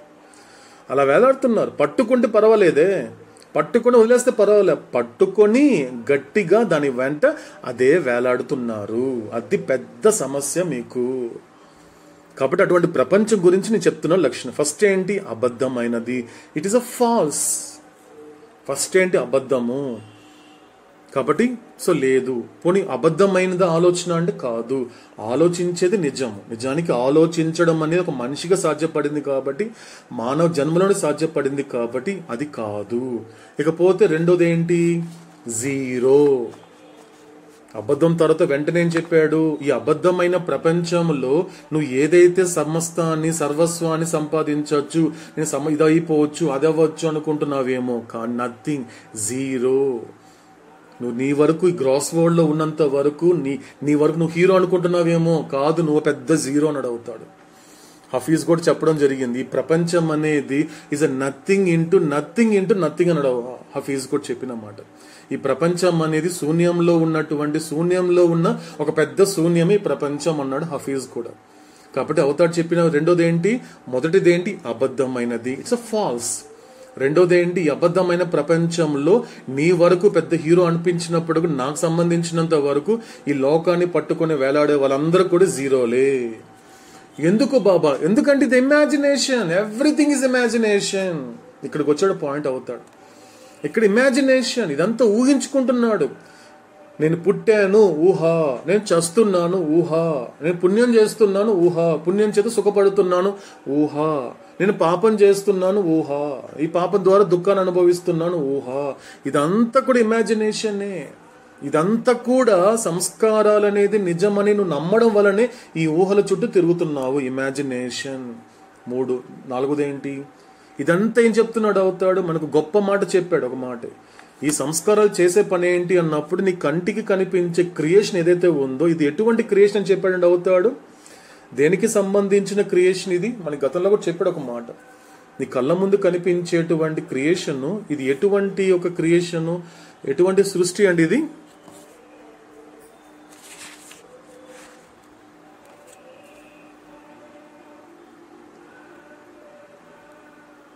దేనికి సంబంధించినటువంటి సృష్టి ఇది? ఈ క్రియేషన్ అనేది దేనికి సంబంధించిన క్రియేషన్ అండి? It's a dream of creation. ఈ సృష్టి అనేటువంటిది స్వప్నానికి సంబంధించింది. స్వప్నం, ఇదంతా స్వప్నమే. క్రియేషన్ చెప్పాడు అవుతాడు. సంస్కారం ఏం చేస్తోంది? ఈ డ్రీమ్ ఆఫ్ క్రియేషన్ ని, ఈ సృష్టి అని పిలిపెడిచేటువంటి ఒక కళని ఏం చేస్తోంది? ఇది నిజము, ఇది శాశ్వతము అని నిన్ను నమ్మించి అనవసర బాధలకి గురి చేస్తోంది. ఇది సంస్కారాలు చేసే పని. కాబట్టి ఇదంతా ఏంటి? Dream of creations, imagination. కాబట్టి సో అది ఎటువంటి ఒక కళ? ఆ డ్రీమ్ అనేది కూడా, పోనీ ఆ డ్రీమ్ లో నువ్వు అన్నావు కదా, బాబా ఇది చేశాను, అది చేశాను, ఈ లోకానికి వచ్చి ఈ పని చేశాను, ఇక్కడ చేశాను, నేను అదంతా వీళ్ళందరినీ ఉద్ధరించాను బాబా, నా వల్ల వీళ్ళంతా ఉన్నారు, ఇంత గొప్ప పని చేశాను బాబా అంటున్నప్పుడు అవుతాడేమన్నాడు అంటే, ఇదంతా కళే కదా, కళలో చేసి నువ్వు చేసే గొప్ప పనులు ఏమున్నాయరా? పోనీ నువ్వు చెప్పావు కాబట్టి ఓకే, ఆ కళలోకి వెళ్ళి చూస్తానన్నాడు అవుతాడు. ఆ కళలోకి వెళ్ళి చూస్తా, నీ డ్రీమ్స్ లోకి వెళ్ళి నేను వస్తా. పోనీ ఏమైనా కనిపిస్తుందా అంటే, ఏంట్రా నీ డ్రీమ్స్ లోకి నేను వెళ్ళాను కానీ లోపలంతా ఖాళీగా ఉంది ఏంట్రా? ఖాళీగా ఉందే. ఒక ఇల్లు ఖాళీ చేసేసిన తర్వాత ఇల్లంతా కూడా అక్కడ ఏం కనబడదు. ఒక బెడ్ కనబడదు, ఫ్రిడ్జ్ కనబడదు, లేకపోతే కూర్చోడానికి కుర్చీ ఇలాగైతే ఉండదు. ఖాళీగా ఉన్నట్లు నువ్వు ఏదైతే పొందాను, ఏదైతే సాధించాను అన్నావు కదా, అటువంటి డ్రీమ్ లోకి నేను వెళ్ళి చూస్తే మొత్తం ఖాళీ తప్ప ఏం లేదురా. అందుకు చెప్పాడు అవుతాడు, దాని ఏమన్నాడు? వేకెంట్ డ్రీమ్స్ అన్నాడు. వట్టి కళలు, ఖాళీ కళలు. కరెక్ట్ గా చెప్పాలంటే ఖాళీ కళలు. ఇప్పుడు చెప్పండి, ఇప్పుడు వద్దామండి పాయింట్కి. ఇప్పుడు శరీరాలకు సంబంధించినటువంటి 4 లక్షణాల్లో థింకింగ్ అనేది ఎక్కడైనా ఉందండి? ప్రపంచానికి సంబంధించినటువంటి 4 లక్షణాల్లో ఎక్కడైనా థింకింగ్ గురించి ఉందా? అలా థింకింగ్ అనేది శరీరాల పట్ల, ప్రపంచాల పట్ల ఉన్నప్పుడు నువ్వు శరీరాల గురించి, ప్రపంచం గురించి ఆలోచించడం అనేది గొప్ప హాస్యాస్పదంగా ఉందని అవుతాడు. ఇట్ ఈస్ ఎ జోక్ అని అవుతాడు. అబద్ధమైనటువంటి ఏమి లేనటువంటి ఇక్కడ నువ్వు ఏదైనా ఆలోచిస్తున్నావు అంటే ఇదంతా ఊహరా. కాబట్టి ఏం చెప్పాడు ఇంతకుముందు? మనకి ఒక పని చెప్పాడు. ఏం చెప్పాడు? ఒకవేళ నువ్వు నా గురించి ఆలోచించగలిగితే నువ్వు కష్టాలుగా చెప్పేటువంటి కష్టాలు, నీకు బాధలుగా కనిపించే బాధలన్నీ అదృశ్యం అవుతాయని చెప్పాడు. కానీ నేను ఆయన గురించి ఆయన చెప్పినట్లుగా ఆలోచించలేకపోయాను కాబట్టి ఉన్నటువంటి సమస్యలు, ఉన్న బాధలు లేకుండా ఇంకొన్ని ప్రత్యక్షం అయ్యాయి. ఉన్నవి అదృశ్యం అయిపోలేదు, కానీ కొత్తవి ఏమైపోయింది, మరికొన్ని కొత్త యాడ్ అయిందని చెప్పాడు అవుతాడు. కాబట్టి థింకింగ్ అనేది ఇంపార్టెంట్. ఏం జరుగుతుంది? ఆ బుద్ధి అనే దాని ద్వారా నువ్వు ఆ వివేకవంతమైన బుద్ధితో నువ్వు ఆలోచించడం వల్ల ఏం జరుగుతుంది? ఏం చేస్తుంది? నువ్వు ఏం చేయాలో నీకు తెలుస్తుంది. కానీ మనిషికి తెలుస్తోందా ఏం చేయాలో? సాధారణంగా మోస్ట్ సోల్కి తెలుస్తోందా? ప్రతి మనిషికి తెలుస్తోందా? ఒకసారి నిన్ను నువ్వు ప్రశ్నించుకో. నీకేం చేయాలో నిజంగా నీకు తెలుస్తోందా? ఎవరు చెబితే తెలుస్తోందా? ఎవరు చెబితేనే తెలుస్తుందండి. ఎవరు చెబితేనే సాధారణంగా తెలుస్తుంది. కాబట్టి అటువంటి ఆలోచన అనేది ఉండటం లేదు. కాబట్టి సో ఇక్కడ ఏం జరుగుతోంది? రీఇన్కార్నేషన్ పట్ల నీకు కనుక ఎరుక లేకపోతే ఏం జరుగుతోంది? మళ్ళీ మళ్ళీ రిపీట్ అవుతుంది. కాబట్టి ఇక్కడ నుంచి ఏం చెయ్యాలి అంటే S³ to C³. ఇప్పుడు వస్తున్నాడు అవుతాడు. S³ నుంచి S³ = C³. C³ అంటే ఏంటి? ఎప్పుడైతే బుద్ధిని గుర్తించావో అప్పుడు థింకింగ్ స్టార్ట్ చేస్తావు. సో థింకింగ్ అనేది ఎప్పుడు కూడా గుర్తు పెట్టుకో. నీ జీవితంలో క్లియర్ గా స్పష్టంగా ఉన్నావు అంటే ఎస్ నువ్వు ఆలోచిస్తున్నావు అని అర్థము. అందుకే అవుతాడేమన్నాడు? Think clearly. ఇప్పుడు ఆ బుద్ధిని గుర్తించావు కదా, ఇప్పుడు ఆ బుద్ధిని వివేకాన్ని జోడించి వివేకవంతమైన బుద్ధితో ఆలోచిస్తే మొదలు పెడితే ఏం చేస్తావు? అక్కడి నుంచి నువ్వు ఆలోచించే ప్రతిదీ కూడా స్పష్టంగా ఆలోచిస్తావు. నెంబర్ 1. తర్వాత C ఏంటి? సో థింక్ కామ్లీ, ప్రశాంతంగా. ఎక్కువగా ఎంత ప్రళయం వస్తున్నా కూడా అంత ప్రశాంతంగా ఉంటూ నువ్వు ఆలోచించగలగాలి. అంటే ప్రశాంతతనిచ్చేది, నీకు స్పష్టతనిచ్చేది ఆలోచన. నీకు స్పష్టత లేదు, లేదా కలవరపడుతున్నావు అంటే అక్కడ ఉండేది కేవలం ఊహ మాత్రమే. కాబట్టి ఏం చెప్తున్నాడు అవుతాడు? First think clearly, think Kamli, and ఫైనల్గా ఏంటి? థింక్ కూల్లీ. అప్పుడు కూల్గా నువ్వు ఆలోచించగలుగుతావు. ఇది C³ అండి. కాబట్టి ఎలా స్టార్ట్ అయ్యింది జర్నీ? S³ నుంచి స్టార్ట్ అయ్యింది.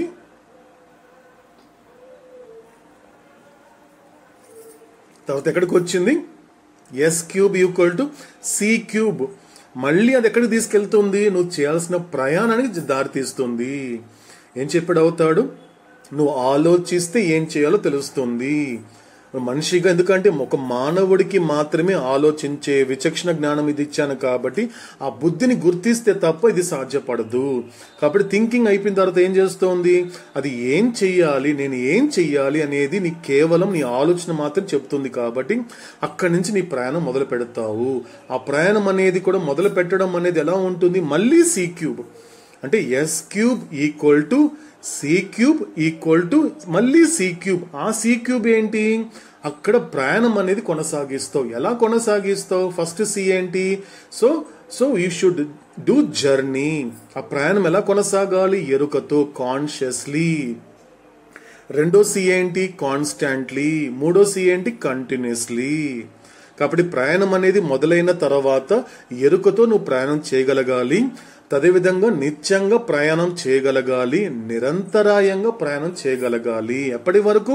గమ్యం చేరేంత వరకు. ఏంటా గమ్యము? To attain the real answer for my real question which is the I'm God. అక్కడ మాత్రమే. కాబట్టి ఇక్కడ అవుతాడేం చెప్తున్నాడు ఇంతవరకు అంటే, ఒక మాటలో చెప్పాలి అంటే just 3 letters. So S³ = C³ C³ అయిపోయిందండి. ఇంతవరకు మనకు అవుతాడు చెప్పిన మాటని సరిగ్గా కనెక్ట్ చేసుకుంటే ఈ విధంగా మనకి ఒక డిఫరెంట్ కింగ్డమ్స్ అన్నమాట. అలా నిన్నటి నా కథ గురించి, నేను చేసిన ప్రయాణం గురించి చెబుతూ, ఇప్పటి నా కథ గురించి, మళ్ళీ రేపటి నా కథ అనేది ప్లేన్స్ గురించి కంప్లీట్ చేసి ఏం చెప్పాడు అవుతాడు. ఇక్కడికి వచ్చేసరికి ఏంటిది? ఈ యొక్క 6th పార్ట్ అంటే 2వ మజిలీకి ప్రవేశించిన తర్వాత ఏం చెప్పాడు స్టార్టింగ్ లో మనకి అవుతాడు అంటే, సో దీని గురించి ఎక్స్ప్లెయిన్ చేస్తున్నాడు. ఏం జరుగుతోంది ఇక్కడ? మానవ జన్మ తీసుకున్నప్పటికీ కూడా ఏం జరిగింది ఇక్కడ?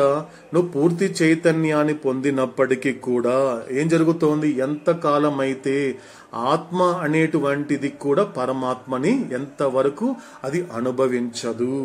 ఎందుకు అనుభవించడం లేదు అంటే కేవలము నువ్వు పూర్తి చైతన్యాన్ని పొందినప్పటికీ కూడా కానీ ఎంతకాలం అయితే నీ చైతన్యము లేక ఎరుక అనేటువంటిది స్థూల సంస్కారములలో కేంద్రీకృతమై ఉన్నంత వరకు. ఇది చాలా ఇంపార్టెంట్ అండి.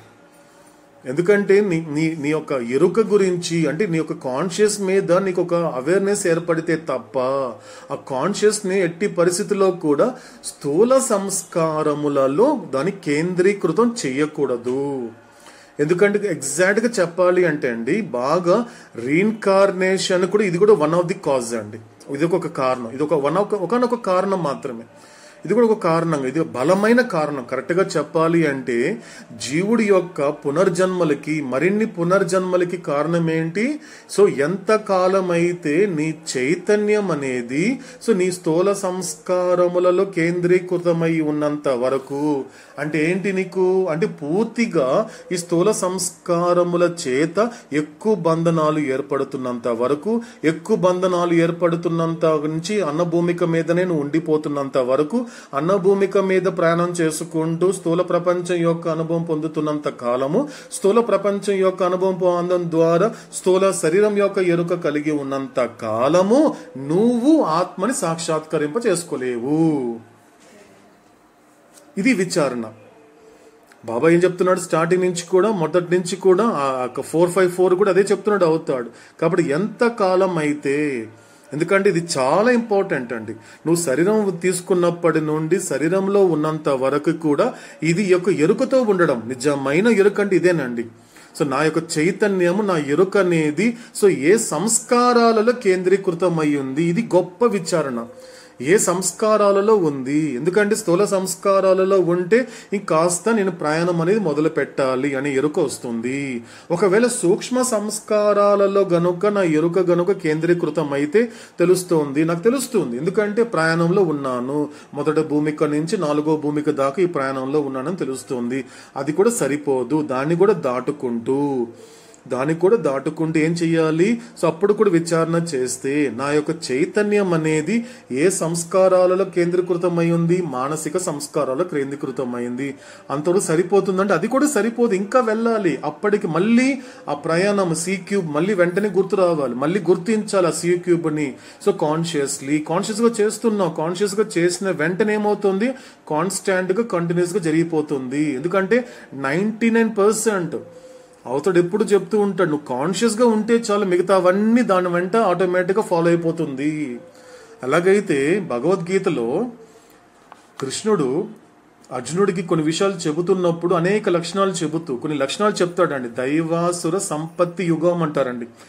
కొన్ని లక్షణాలు చెప్తాడు. దైవాసుర అంటే భగవంతుడి యొక్క గుణాలు, అసుర నుంచి దైవాసురకు రావాలి. అసుర అంటే ఏంటి? నీలో ఉన్నటువంటి క్షుద్రమైనటువంటివి అంటే కామము, క్రోధం, అరిషడ్ వర్గాలని, అందుకే దానిని మనిషికున్న శత్రువులు అంటారు. మనిషికి బయట కనిపించే శత్రువులు కాదండి, లోపల ఉన్న అరిషడ్ వర్గాలు అంటారు. 6 శత్రువులు నీతోనే నీలాగే ఉన్నారు. వాళ్ళు బయట శత్రువుని ద్వేషించడం కాదు, వీళ్ళని ద్వేషించు. ఒక కామాన్ని ద్వేషించగలగాలి, నీకు వచ్చే క్రోధాన్ని ద్వేషించగలగాలి, నీకున్నటువంటి లోభాన్ని ద్వేషించగలగాలి, నీకున్నటువంటి మదము, మాత్సర్యాన్ని ద్వేషించాలి. ఎందుకంటే అవే నీ శత్రువులు తప్ప బయట ఎవడో కనిపిస్తే అతడు కాదు నీ శత్రువులు. ఒకరు కాదు, 6 ఉన్నారు. కాబట్టి ఇది ఇంపార్టెంట్. సో ఇది చేసుకోపోతూ ఉండాలి. కాబట్టి అలా చెబుతున్నప్పుడు చాలా లక్షణాలు చెప్తాడు ఆయన. ఒక శాంతంగా ఉండడము, నలుగురికి ఉపకారం చేయడము, ఇలా అనేక గుణాలు చెబుతూ ఏం చేస్తాడంటే వీళ్ళందరినీ పెట్టాడు, ఒక టీం పెట్టాడు. ఎవరికి చెప్తున్నాడు? అర్జునుడికి కృష్ణుడు ఇంత టీం చెప్తున్నాడు. ఇన్ని లక్షణాలు ఉండాలి అర్జున, అప్పుడే నువ్వు తరించగలుగుతావంటే ఒక టీం ఉన్నప్పుడు దానికి ఒక క్యాప్టెన్ ఉండాలి కదండి, నడిపేవాడు ఉండాలి కదా. నువ్వు షిప్లో ఎంతమంది ఎక్కినా నడిపేవాడు ఉంటే కదా షిప్ ముందుకెళ్తుంది. ఒక క్యాప్టెన్ ఉండాలి కదా. అలా క్యాప్టెన్ గా పెట్టాడు. ఈ లక్షణాలకి ఆ క్యాప్టెన్ పేరే ఒక నిర్భయత్వము. ధైర్యము అనేటువంటి క్యాప్టెన్ పెట్టాడు. ఎందుకంటే ఆ ధైర్యం ఉంటే నీ లైఫ్లో ఒక్కసారి నీ జీవితంలో నిర్భయంతో కూడిన నిర్ణయానికి వచ్చి అవతార పురుషుడైన మెహర్ బాబా నా కారణకర్త కాబట్టి నా ప్రారంధానుసారం నేను నా జీవితంలో చీమ కుట్టడం నుండి రేపు నేను చావడం వరకు కూడా నా ప్రారంధానుసారం నడిపిస్తాడు అని ఒక నిర్భయంతో కూడిన నిర్ణయానికి వచ్చావంటే మాత్రము నీకు జీవితంలో దేని చూసి భయం ఉండదు, నువ్వు ఎవరికి భయపడాల్సిన అవసరము అంతకంటే లేదు అని అవతాడు బల్లగుద్ది చెప్పాడు. అలా చెప్పాడండి అవతాడు. కాబట్టి అదే విధంగా ఇక్కడ తీసుకుంటే అవతాడు కూడా consciousness is the captain. Consciousness is the captain. అటుపక్క చూస్తే సంస్కారస్ అని దాని క్యాప్టెన్. అజ్ఞానానికి దానికి ఉన్నటువంటి క్యాప్టెన్ ఎవరు? అజ్ఞానం కావచ్చు, భ్రాంతి తీసుకున్నా కూడా అటుపక్క ఆపోజిట్ పార్టీలు ఎవరున్నారు? ఇల్యూషన్ అనేటువంటి దానికి కూడా సంస్కారం అనేది క్యాప్టెన్ గా ఉంది. కాబట్టి అటువంటి అంటే ఇగ్నోరెన్స్ అనేటువంటి షిప్ నడిపించేటువంటి క్యాప్టెన్ అక్కడ ఎవరు? ఆడ ఉండేది మాత్రం పూర్తిగా ఆడ సంస్కారాలు ఉన్నాయి. కాబట్టి సంస్కారాలకి కట్టుదిట్టంగా దానికి ధీటైనటువంటి క్యాప్టెన్ ఎవరైనా ఉన్నారంటే ఎరుకతో ఉండడమే. కాబట్టి ఒక్కసారి నువ్వు ఎరుకతో ఉన్నప్పుడు ఆ నిత్యంగా నిరంతరాయం అనేది ఆటోమేటిక్గా కొనసాగుతుంది. కాబట్టి క్యాప్టెన్ ఎవరంటే నీ జీవితంలో ఒక కాన్షియస్నెస్ అనేది క్యాప్టెన్. కాబట్టి అది అర్థం చేసుకోవాలి. కాబట్టి ఎంతవరకు కూడా ఈ సంస్కారాలను నువ్వు పూర్తిగా కేంద్రీకృతమైనంత వరకు నువ్వు పరమాత్మని అనుభవించలేవు, నీ ఆత్మని సాక్షాత్కరింపలేవు, చేసుకోలేవు అని మనకు అవుతాడు అందులో ఫస్ట్ పేరాలో చెప్పిన మాట. కాబట్టి ఏం జరుగుతోంది? ఇదంతా ఎప్పుడు జరుగుతుంది అంటే ఎంతవరకు అయితే ఈ సంస్కారాల పట్ల నువ్వు డిటాచ్మెంట్ గా తయారైనప్పుడు మాత్రమే అప్పుడు స్థూల సంస్కారం నుండి సూక్ష్మ సంస్కారాల నుండి మానసిక సంస్కారాలకి వెళ్ళి చివరిగా సంస్కార రహితం చేసుకోగలుగుతావు. ఆ విధంగా రహితం చేసుకోవడం వల్ల మాత్రమే ఇటువంటి భగవత్ సాక్షాత్కారము, ఇటువంటి గొప్ప గుణం అనేటువంటిది నువ్వు వచ్చిన పని అనేది పూర్తవుతుందని మనకు అవుతాడు. సో ఈనాటి గాడ్ స్పీక్స్ ద్వారా ఈ మాట చెబుతూ కంక్లూడ్ చేశాడండి. తర్వాత మనకి అవుతాడు చెప్పేటువంటి మాటల్ని తర్వాత మెహరోపాసనంలో శ్రద్ధతో ఆలకించే ప్రయత్నం చేద్దామండి. శాశ్వత ప్రీతమ అవతార్ మెహర్ బాబా కీ జై. ఓకేనండి, ఏదైనా క్లారిఫికేషన్స్ ఉన్నాయండి?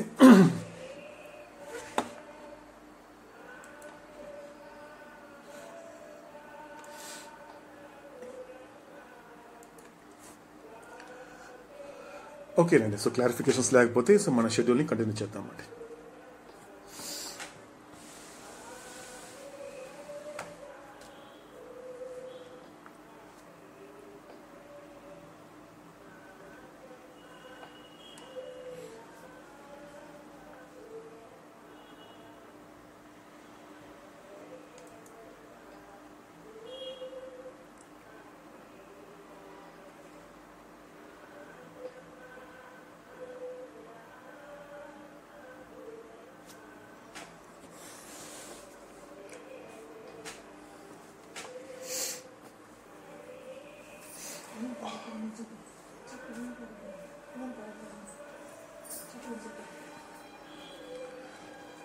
ఓకేనండి, సుజనా గారు సో అందుబాటులో లేనట్టున్నారు. ఓకేనండి, ఎస్ అంజబ్ గారు కంటిన్యూ. ఎస్ అంజబ్ గారు కంటిన్యూ.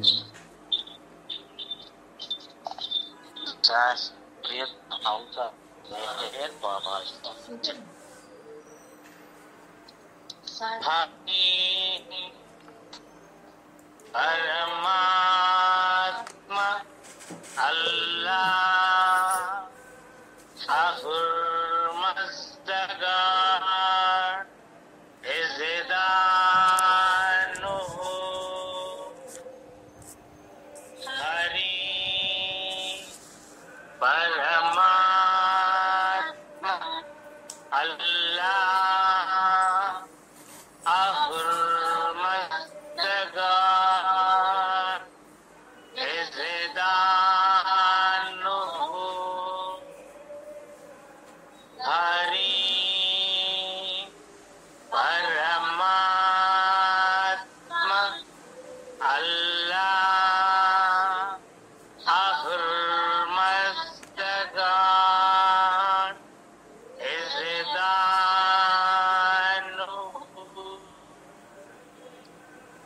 हरि परमात्मा अल्लाह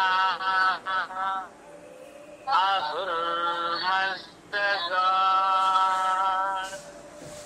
is Vedanu Hari Paramatma Allah Ahurmastaga is Vedanu Hari Paramatma Allah Ahurmastaga is Vedanu Hari Paramatma Allah Ahurmastaga is Vedanu Hari Paramatma Allah Ahurmastaga is Vedanu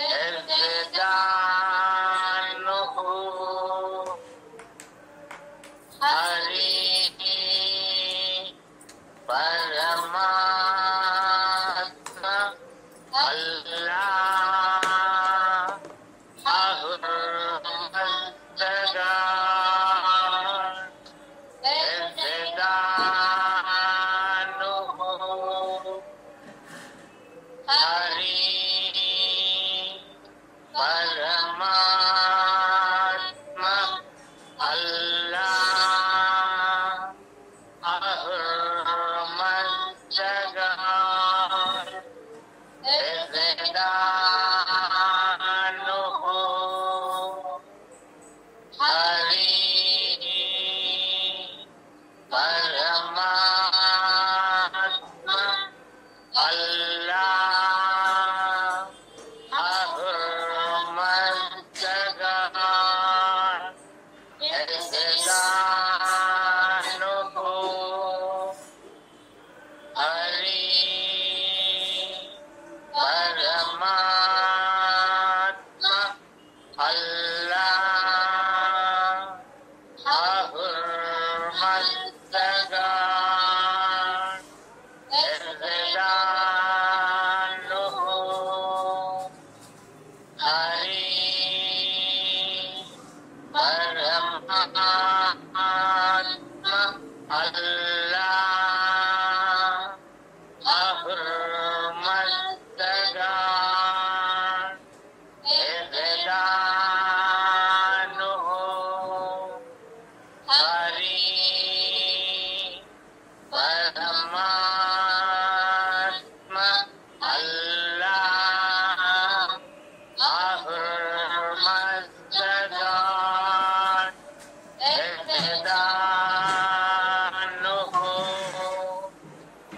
Hari Paramatma Allah Ahurmastaga is Vedanu Hari Paramatma Allah Ahurmastaga is Vedanu Hari Paramatma Allah Ahurmastaga is Vedanu शाश्वत प्रियतम अवतार मेहर बाबा की जय।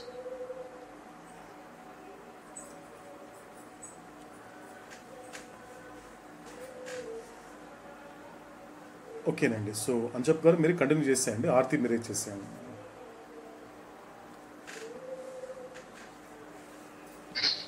शाश्वत प्रियतम अवतार मेहर बाबा की जय। देवादिदेवा प्रेम सुतावा प्रभो मेहरो बाबा प्रियतमा मन सुहारती दे प्रियतमा मन सुहारती दे। देवादिदेवा प्रेम स्वभावा प्रभो मेहरो बाबा प्रियतमा मन सुहारती दे प्रियतमा मन सुहारती दे।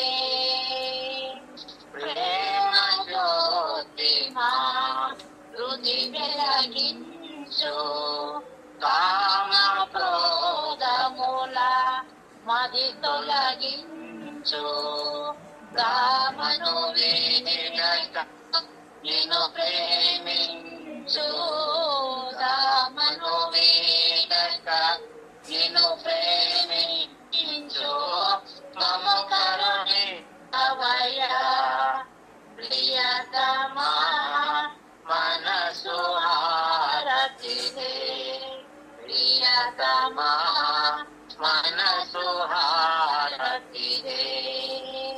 నీ దివ్య నామమే మదిని స్మరించు నీ దివ్య రూపమే హృదయ తిలకించు నీ దివ్య పదములే ఆరాధించు నీ దివ్య పదములే ఆరాధించు మమ కరుణించదయా ప్రియతమా మనసు హారతి ప్రియతమా మనసు హారతి అహంకారము హారతి కాగా అహంకారము హారతి కాగా ఇహమే పరమై ప్రకాశించగా ఇహమే పరమై ప్రకాశించగా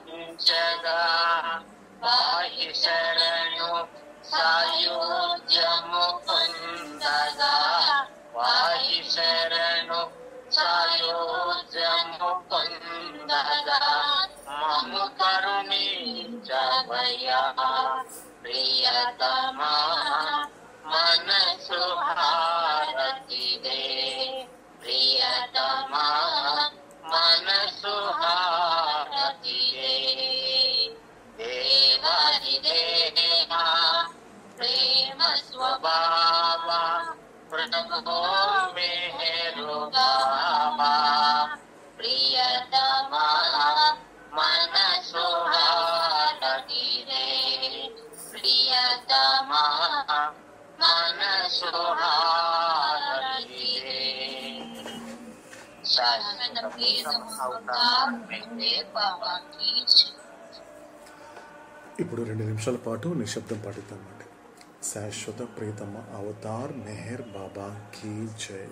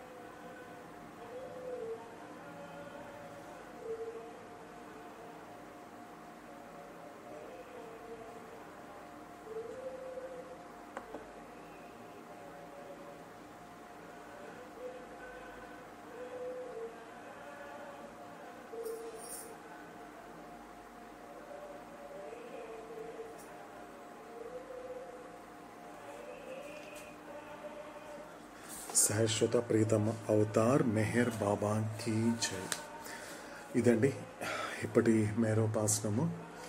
సో అవతాడు చెప్పబోయేటువంటి ముందు ముందు చెప్పబోయే కొన్ని గొప్ప విషయాన్ని శ్రద్ధతో ఆలకిస్తూ స్పష్టంగా కామ్గా కూల్గా ఆలోచిస్తూ ఎరుకతో నిత్యంగా నిరంతరాయంగా ఈ మెహరోపాసనమును కొనసాగిస్తూ సహకరించని స్థూల సంస్కారాలని సహకరింపచేసుకునే ప్రయత్నం చేద్దాం.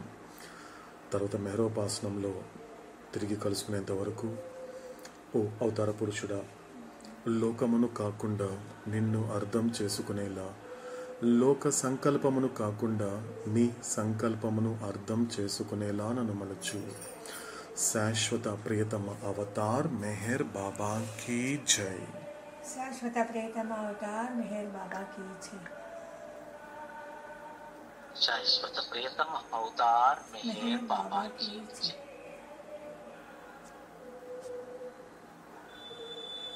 శాశ్వత ప్రియతమ అవతార్ మెహర్ బాబా కీ జై. శాశ్వత ప్రియతమ అవతార్ మెహర్ బాబా కీ జై.